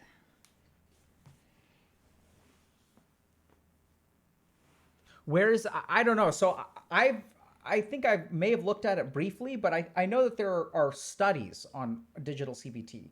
And I also know that, like, when I was at Mass General, there were some primary care physicians would like prescribe it. So it had to be like through a prescription, which is weird. Digital therapeutic, yeah. Well, that's why it gets covered by insurance. But the whole like mental health industry is very interesting right now, because what you're seeing is fundamentally it's a labor problem, right? Because most therapists will say that their max is about 20 hours of doing therapy a week. So they can take 20 people per therapist. And then, which is, not enough. So then you have people trying to come up with solutions for non-human interventions, because there will just never be enough therapists. So then you have AI, you've got like kind of these guided worksheet kind of things. You've got meditation apps. You have like this like just hundreds and thousands of apps for mental health. But I think the problem is in my opinion, we need people. You need people. So even if it's a community online or our kind of answer to expanding the labor force was through a coaching program. And I'm really excited that the mental health industry is starting to catch on for kind of entry-level mental health professionals through coaching. So, go ahead. Yeah, I was just going to say, so I think, so if we think about it historically, the therapist has provided it all. Yeah. Right? They provided like individual human connection. They provided emotional support. They provided expertise and guidance. Skills, training. Knowledge. But then the question kind of becomes, well, hold on a second. Can we fraction out what a therapist provides? Can we provide content that educates people? Can we provide a community where people can feel connected and get that human connection? Does the human connection have to come from the same person that has the expertise? And that's where, if you really look at the mechanisms, and this is something that I was like super, super curious about during my training, is how does therapy work? Like fundamentally, like what are the principles? And so then once we like got into, okay, how does a human being get better? How does a human being become happy? How does a human being accomplish what they set out to do? These are the kinds of questions that I got really, really curious about. Not some like detailed thing about, I wasn't like a depth person. I was like a big picture. Like, how does this stuff work? And then once we understand what the components are, we've organically evolved into a particular model. Can we break apart those components and reassemble them? Which is like literally what Healthy Gamer is. It's trying to reassemble. And there are some things that you can't replace. So I think clinical treatment is a good example of that. Where thus far, I mean, there are people who have tried and people who've claimed that they've been successful. So for example, if you look at like open dialogue in Western Lapland, which I think is in Norway, this is a group of people who use a very radical sort of almost peer support kind of method to treat acute psychosis. Wow. Yeah. Their studies are quite good, but there's a lot of questions about bias and reproducibility. Yeah. So there's a lot of like weird stuff out there where people are like really doing radical things. But I think, that's something that I think is even a bit, I'm skeptical. Open dialogue to treat acute psychosis. This is a really interesting question, I think. I don't know how to say this name. Threerica? Barica, I think. Oh. Or Threerica. Are mental health services replacing what religion once used to provide for people? I think partially yes. I think so. Life guidance used to be provided through religion.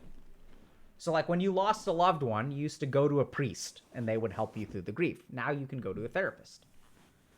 And I think that too, for a while, there was a lot of contention between the priests and the therapists of the world, right? Because the therapists started getting in on there was a lot of religious backlash against therapy. Yeah. Right? And that's because they're encroaching on our territory. But what happened is that the priests used to do it, but they weren't necessarily the best at it. And then the therapists came along. And the priests were like, we've been doing this for longer than you have. Your newfangled ways are not as good as we are. And then they felt threatened. And now the interesting thing is we're seeing the same thing actually happen with therapy and coaching, where I see a lot of therapists are threatened by coaching. I think it's all turf wars when you think that the customer base, for lack of a better word, is like finite. But this is such an explosively large problem that all the priests plus all the therapists could not handle the need that there is right now. Yeah, and someone's asking about how about a priest therapist. So this is really fascinating. So I trained at this place called Massachusetts General Hospital, and for a while the chiefs of psychiatry, for a couple of I want to say 10 or 15 years, maybe even 20, there were people very high up in the department who were Catholic priests.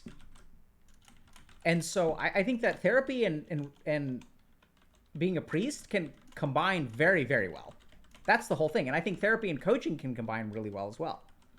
So the head of the Institute of Coaching, which is affiliated with McLean Hospital and Harvard Medical School, is a therapist. It's affiliated with the Institute of Coaching was started by one of the nation's top psychiatric hospitals.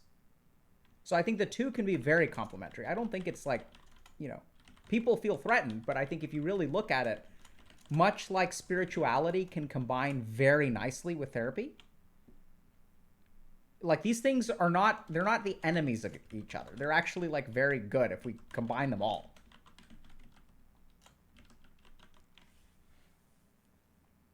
My coach is from the IOC, and I've gotten a lot out of that. Shall we change the subject a little bit? The women's space, the women's space and I would love to see more women-sided content if that's possible. I would love to hop into the women's space more. Let's talk about what that means, I think, because women-sided content can mean so many different things.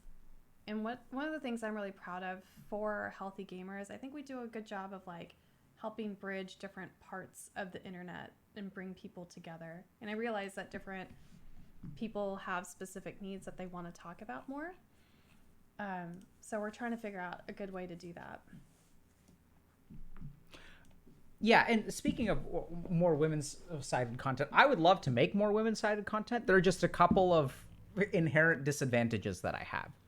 The first is that I feel like if I want to make if I make any piece of content, let's say, that is either neutral or male-focused, that I feel like it's a easier lift, because if it's not gender specific, then it's like easy enough. If it's male, I understand that perspective. The challenge with making female sided content, and I'm not saying that this is just a shortcoming that I have, is I don't know what it's like to be a woman. And so anything that I make in terms of women sided content, I have to be extra careful, right? So the shortcomings in I'm not saying careful because of offending people. I'm not worried about that. What I mean is that the shortcomings, I have to find something to substitute for personal experience. So the personal experience can fill in the gaps, but I need some way to like maintain that high level of confidence in what we're sharing that usually requires just more work, right? Which is fine. I'm not against it. But this is also where like we've talked to other people, because someone made a post about, I wish there was a female Dr. K. Honestly, I wish there was a female Dr. K too. Like I'm not. Well, I don't want to say too much, but I think we've had so many amazing therapists reach out and offer kind of their 2 cents on what they could offer to the platform and to the community for different topics. So things like, a woman therapist coming on and talking about trauma or relationships, or a female experience of ADHD, which is becoming more and more talked about. Female focused career advice. We've talked about that. I was telling Kruthi that she should do a career advice stream that. So oddly enough, I think like career advice is one of the areas of women's experience that I can talk a fair amount about. I think Kruthi should talk about it. But I've worked with a lot of women and have seen firsthand the challenges that they face, or I suppose secondhand from their mouth. So like, they've explained the challenges that they face, especially in finance. I've worked with a ton of women in finance and tech. Oddly enough, that's one of the areas where I think I could make videos on or do lectures on or things like that, because I've worked with enough people and helped them through their challenges to like become they were successful before they ever met me. I think so. Female focused career advice, I think, is really interesting, because I found myself in business school giving a lot of it, because I would meet with a lot of women who would kind of apologize for saying, sorry, I don't want to bother you, but I just have a question, or sorry, quick question, and like kind of minimize what it is that they had to say. Even the way they sat was very like this, instead of like kind of taking up space. So I feel like I've mentored people that are kind of earlier in their careers. And when I was seeking a coach, kind of more of like an executive coach, I worked with one who was, a coach that prided herself on her ability to coach other women.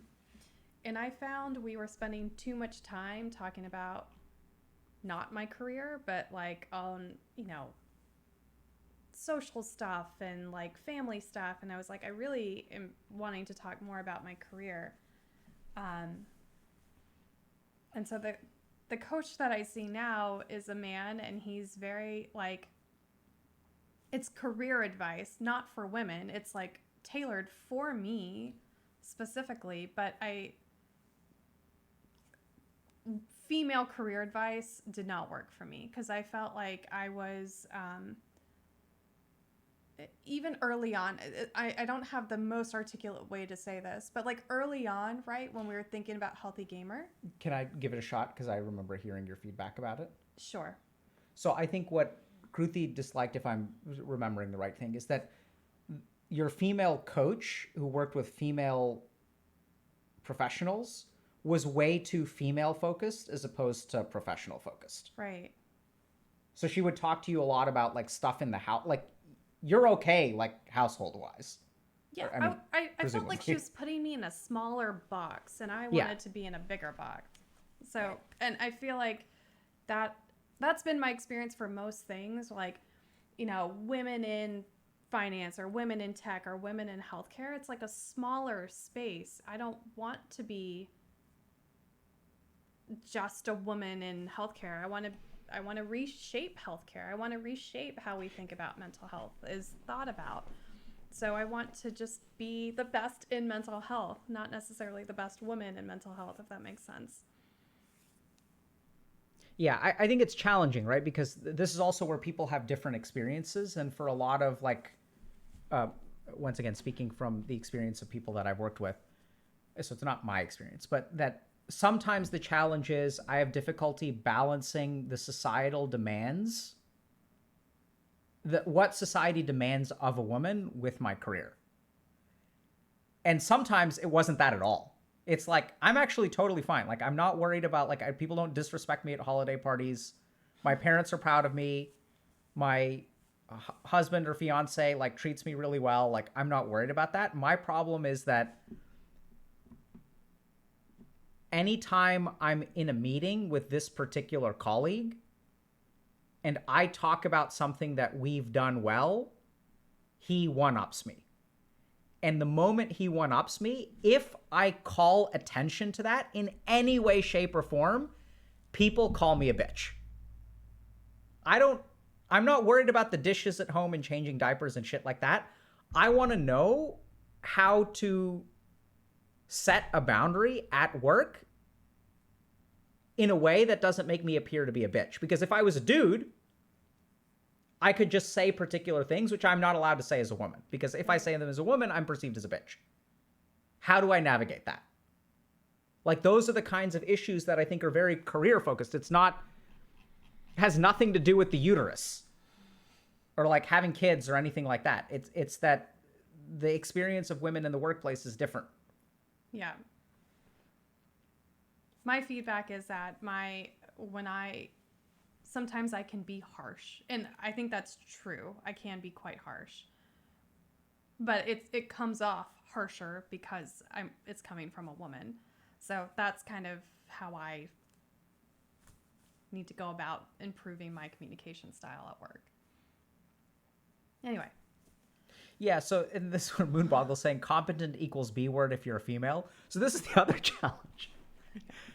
So that is true, but if you are actually a bitch at work, whether you're a man or a woman, you have to be careful because sometimes people who are competent are called bitches, but sometimes people are just bitches, right? And that doesn't mean that you're competent, or it can be in addition to being competent. So that's the real challenge. and I've seen both sides, right? Where sometimes like I'll work with someone and I'll be like, hey, like, yeah, do people incorrectly perceive you as being a bitch when you set a boundary with someone or you advocate for something strongly? Yes. And let's be honest, what you did the other day sounds like you were kind of a bitch. And they're like, yeah, I was kind of a bitch. Okay, cool. Like, so let's tease these two things apart, because as long as you mix them together, you're never going to be able to fix one. Right? Does that kind of make sense? Being called a bitch because you're competent doesn't excuse you from being a bitch in other areas as well. Tell RTZ we say hi, Steph. Bye. We'll see you later. All right, cool. What else we got? Why do you think we shifted towards corollaries to explain things? What does that mean? I don't know.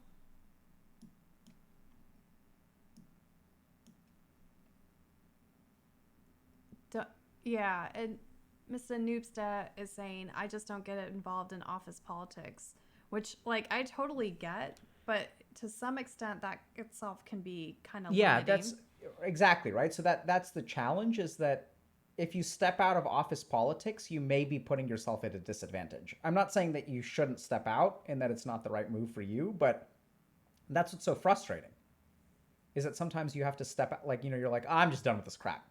And then what happens is the people who are playing the political game, like, can get a leg up on you.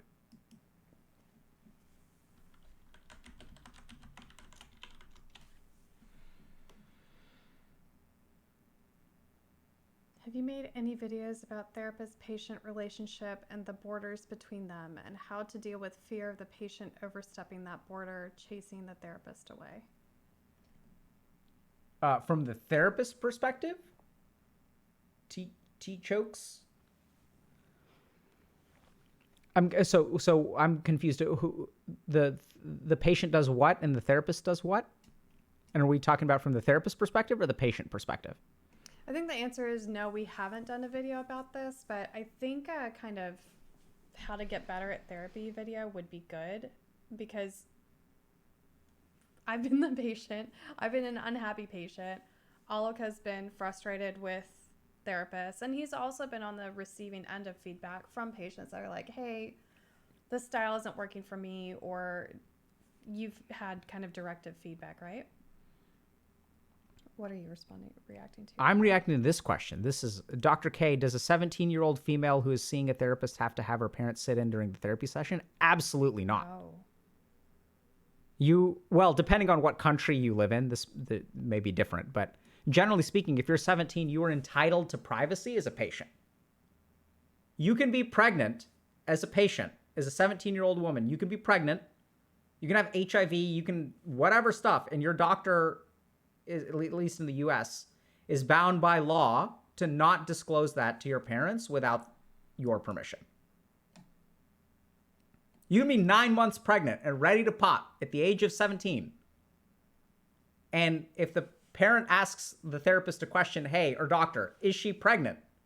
The doctor's like, sorry, I cannot answer that question for you. I know it's absurd. But yeah, you're absolutely entitled to privacy.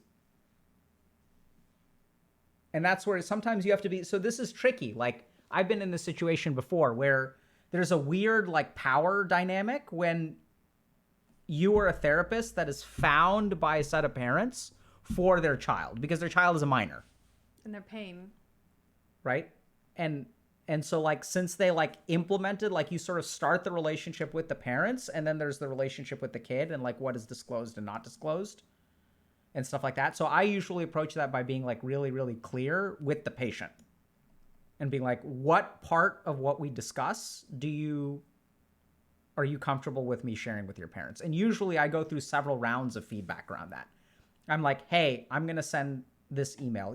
I got this email from your parents. They want an update. Are you comfortable with me sharing like this, and this? This is what I was thinking about saying. And then I'll send the email. If they're really interested in it, they can look at a draft and potentially even like offer suggestions for edits. Generally speaking, they're fine with it. And then usually what I do is I'll check in with them afterward. Hey, by the way, I sent this email. This is what I said. Do you want to read it? They're like, nah. I'm like, did it cause any problems for you with your parents? They're like, no, it was fine. Are you okay with me do you want to be notified when I have this kind of correspondence with your parents? Or are you okay with us doing back and forth kind of on our own? And they're like, no, it's totally fine. You can do back and forth on your own. I'll be like, okay, I'll update you periodically about what I'm talking with them about. They're like, cool. Like that's honestly usually how it goes. And I've done this with like 15-year-olds. It's like, bro, your mom's asking me if you smoke pot. What do you want me to say? You can do that? What? You can, I guess, yeah. You can disclose to the patient what the parent is asking. 100%. Yeah. There are times where, yeah, I mean.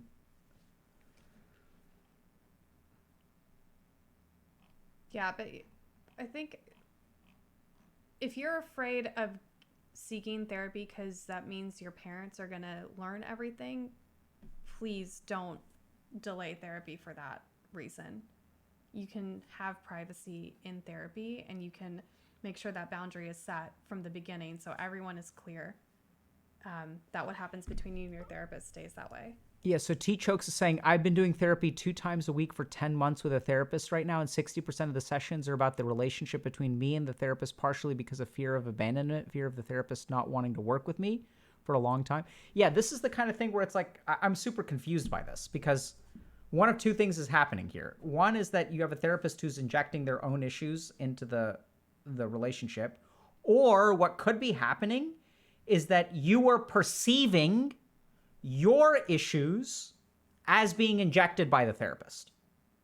So this is the kind of thing where it's like super tricky because like I've had this happen with patients of my own where like they don't want to talk about something, but they keep bringing it up. Right? So like a simple example of this, I have no idea what your actual therapy sessions are like, so you should talk about this with your therapist for sure. But, you know, like it's like the therapist isn't worried about abandoning you, but you keep on asking them, hey, are you worried about me abandoning you?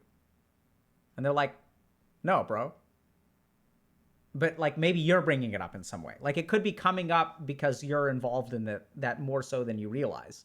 The tricky thing is it's really hard to tell which one is it. Is this the therapist's issues or your issues? And I think the main thing is if you've been doing therapy twice a week for 10 months, if you're not satisfied with your progress, I would definitely have a conversation with the therapist and then consider seeing somebody else. Because a lot of it is also, it doesn't make them a bad therapist. It just means that it's not a good fit. Which, by the way, is another thing that therapists say to themselves to console themselves after being bad therapists.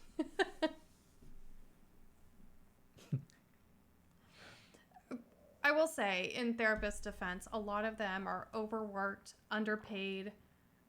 They are not ever taught about the business side of what they're doing. So I saw somebody had a therapist just like suddenly raise prices on him or her. They don't know how to manage that, and it's kind of unfair. A lot of doctors, I mean, most doctors are left kind of to the wolves when it comes to managing their own career or a practice. So therapists kind of not doing their best in every session kind of makes sense when therapists are kind of already, but therapy burnout or therapist burnout is kind of a big topic in the mental health community right now, because people are so not okay right now, and therapists are basically having to pick up like what religion and family and like all these other structures we're supposed to do. Now therapists are supposed to take that place, and it's a lot, and I don't think they're not adequately supported to do that.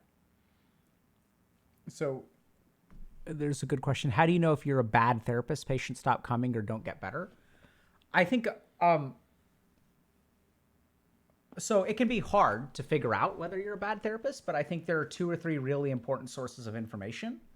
One, first and foremost, is your patients. And you don't have to ask them, am I a bad therapist? But I think this is like a normal part of what I think therapists should do, is have conversations with their patients about, hey, what's working for you and what's not working for you? Help me understand where you were when you started and where you are now. Do you feel like you've made progress? I don't think a therapist should do that, because the power dynamic is so strong in that moment. I don't think it should be a conversation. I feel like a therapist like kind of doing what we do, and like here's like a post-session feedback form. What went well? What could have been better? We'll talk about your start of your next session, and like you don't have to be confrontational in that moment. I think if it's like these general things that like every restaurant is like, here's a little suggestion box if like, or you can ask to speak to the manager if something didn't go well. But most therapists don't have that feedback loop. So I think creating a feedback loop that is non-confrontational. Yeah, so that's a great point, Kruthi. So maybe some of my impressions about the quality of therapy I deliver are based on the confrontational position that I put my patients in and which their ability to thrive in that moment. Well, no, I mean, so if they can't thrive in that moment and can't tell me, hey, I think you're doing a shit job. If they're like, I don't want to hurt this guy's feelings, and they tell me, yeah, I'm doing a great job, I walk out of the office feeling like I did a great job because I put them in an uncomfortable situation where they like, it's kind of like when the waiter asks you, how was your food? And you're like, everything's great. To be fair, you always say everything's great. Restaurants. I've stopped doing that. Yeah. Right. So now you're learning. Yeah. Yeah. That's intent. I challenged Twitch chat to do it, and I realized that I needed to do it myself. Yeah. You challenged them to send their feedback, right? Next time. No, I mean, I was just we were talking about building confidence. Yeah. And like becoming more socially like thickening your skin a little bit. I'm turning him into a Karen. That's right. A Karen in the making. No, but you don't have to be a Karen about it, right? So if someone asks you, and because here's the thing, someone asks you, hey, how was your food today? You could say, hey, this was kind of like under-seasoned. Everything else was fantastic. This the one thing was a little bit off. You don't have to be like a Karen about it. You could come to my Karen making workshop. Yeah, that would be, dude, I would pay money for that. Lit content. Y'all think a Karen making workshop? You think she's joking? Oh We went on a date. Can I tell the story? Yeah. Okay. It was a date. First of all, That was a date. Okay, that was a date. That Right, was a date. okay, I all took right. you to a cliff. It was later that day. With us the same day? Yes. Oh my goodness. That was one hell of a date then. It was a date. Okay, so I took her to this restaurant called the Oasis, which is like on a cliff overlooking a lake at sunset. And I get a fork. And my fork is like, you know, the fork has a curve, right? The fork is flat. It's like flattened. It's not like completely flat. This is what the fork looks like. It's a little bit flattened. Or maybe halfway flattened. And then she's like, we need to get a new fork. And I'm like, no, I'm fine with this fork. The fork does not bother me. That's not how the fork was. The fork had a Tine that was out, that was a Yeah. different time. This was the flat fork. The tine being bent was a different time. This was okay. Okay? So I was okay with the fork. I was like, the fork is functional. It does the job that a fork was meant to do, which is convey a piece of an enchilada from the plate to my mouth. And yet How are you gonna she was like serious, like she was like, no, this fork is unacceptable. I was on a date. We needed a proper fork. If it was the first day, then I deny that it was a date. Although that was definitely a date scenario because it was like sunset and like It was a date. we have a conveyance, right? Anyway, we got a new fork.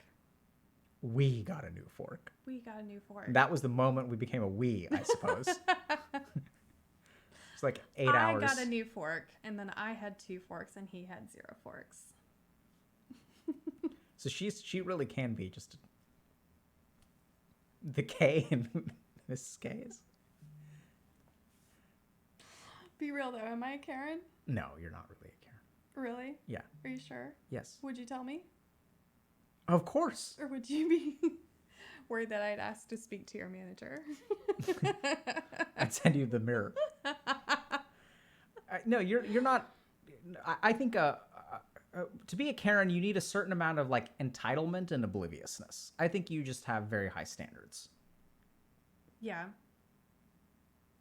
Fear of an orca planet saying Dr. K will not hold back. I won't hold back with y'all. I'm definitely holding back with this one.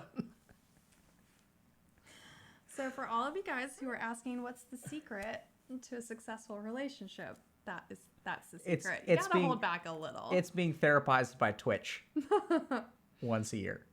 You need good forks, first of all. Don't even get me started on the forks that we have now. What's wrong with our forks now? There's a functional problem which makes them harder to use than the forks that we had before.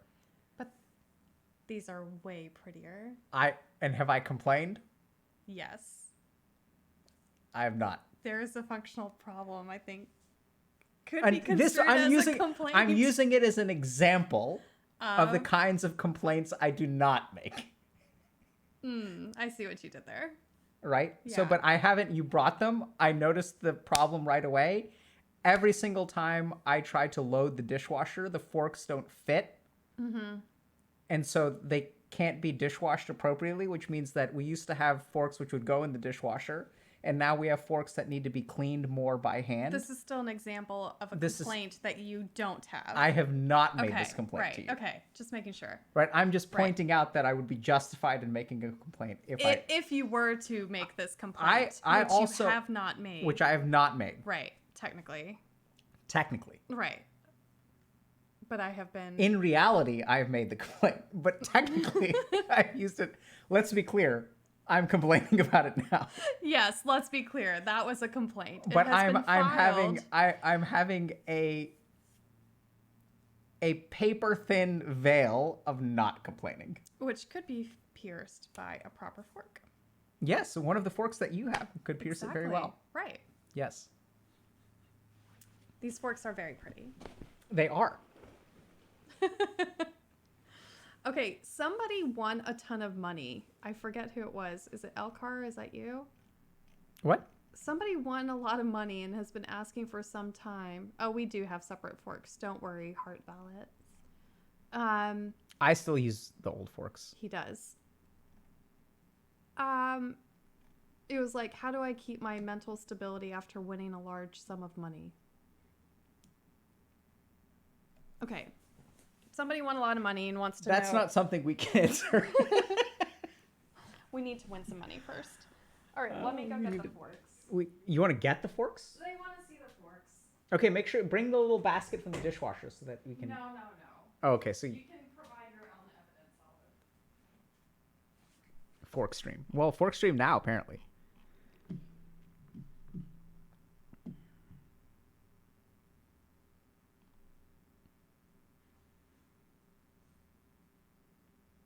She's bringing the forks.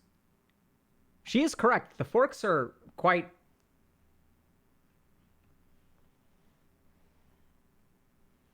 attractive to look at. Let us say that.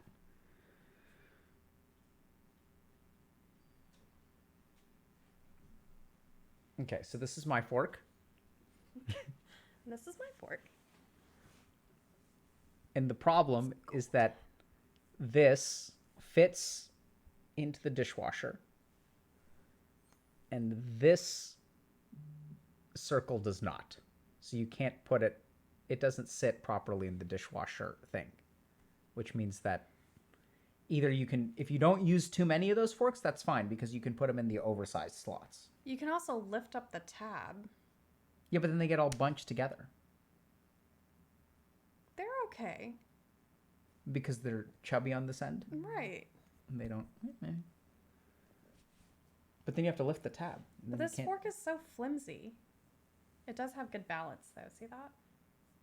The problem with this fork is actually I liked that these forks weren't too heavy on the back because that's another complaint I've had about forks in the past. He has a lot of opinions about forks. He made it sound like I'm the only one that ever Maybe I'm the Karen, Dr. Karen. I think you are. I could be. You just like your forks in a very different way. Plot twist. Dr. K is the Karen. Yeah, seriously. I was the Karen all along. That's what the K stands for. Oh, no. Oh, Jigs88 is saying first world problem, 100%. Is it? I mean, yeah. If you're complaining about something not fitting in a dishwasher, that's a first world problem. Well, that's your complaint. Yeah. I just want something that's safe to eat with. This is safe to eat with. Yes, that is a good fork. I would not send that fork back at a restaurant. Then why did we get new forks? Because we needed a set. Like, we only have 3 of these forks. The forks don't. We only have 3 of these forks. I only have 3 of these forks. So I wanted a set of forks. So now we have a set of forks. All right. We've got to move on. What's next? I think we're done. We're done. I think this. Put a fork in it. Because stick a fork in it because it's done. If Arteezy's streaming, I think we gotta raid Arteezy. Is Artur streaming? Let's see. Book recommendations. Can I ask how old you are, Sofan, and what kind of books you like? Oh, are we going Arteezy right now? Well, I was just seeing if he was live, but it looks like he's live. So we can do a book recommendation. Okay. We really liked Column of Fire by Ken Follett recently. She's listening to Dune. I'm reading some Michael Crichton and House of Leaves. And I'm reading some Sadhguru. And I'm reading... I'm listening to Sadhguru. This book, which is a book on Vedic astrology. So that's what I'm reading nowadays. Y'all really like Dune? I love Dune. I'm getting stuck on that same part where they're in what are they called? The Freeman's Cave? Yeah, I thought it was the Fremen. The Fremen, sorry. Yeah, no spoilers. Okay. No spoilery, no. Okay. No spoilery, no. I really doubt if you haven't read Dune yet, you're going to read it later. Okay, what are we doing, Alok? We're going. So, hey, y'all, have a happy new year. Thanks for being a part of this in 2022. And we hope to see y'all in 2023. And we do have some stuff planned that is pretty cool and exciting. So stay tuned, everybody. Have a happy new year. Happy New Year! Oh no, we got to raid now. Raid.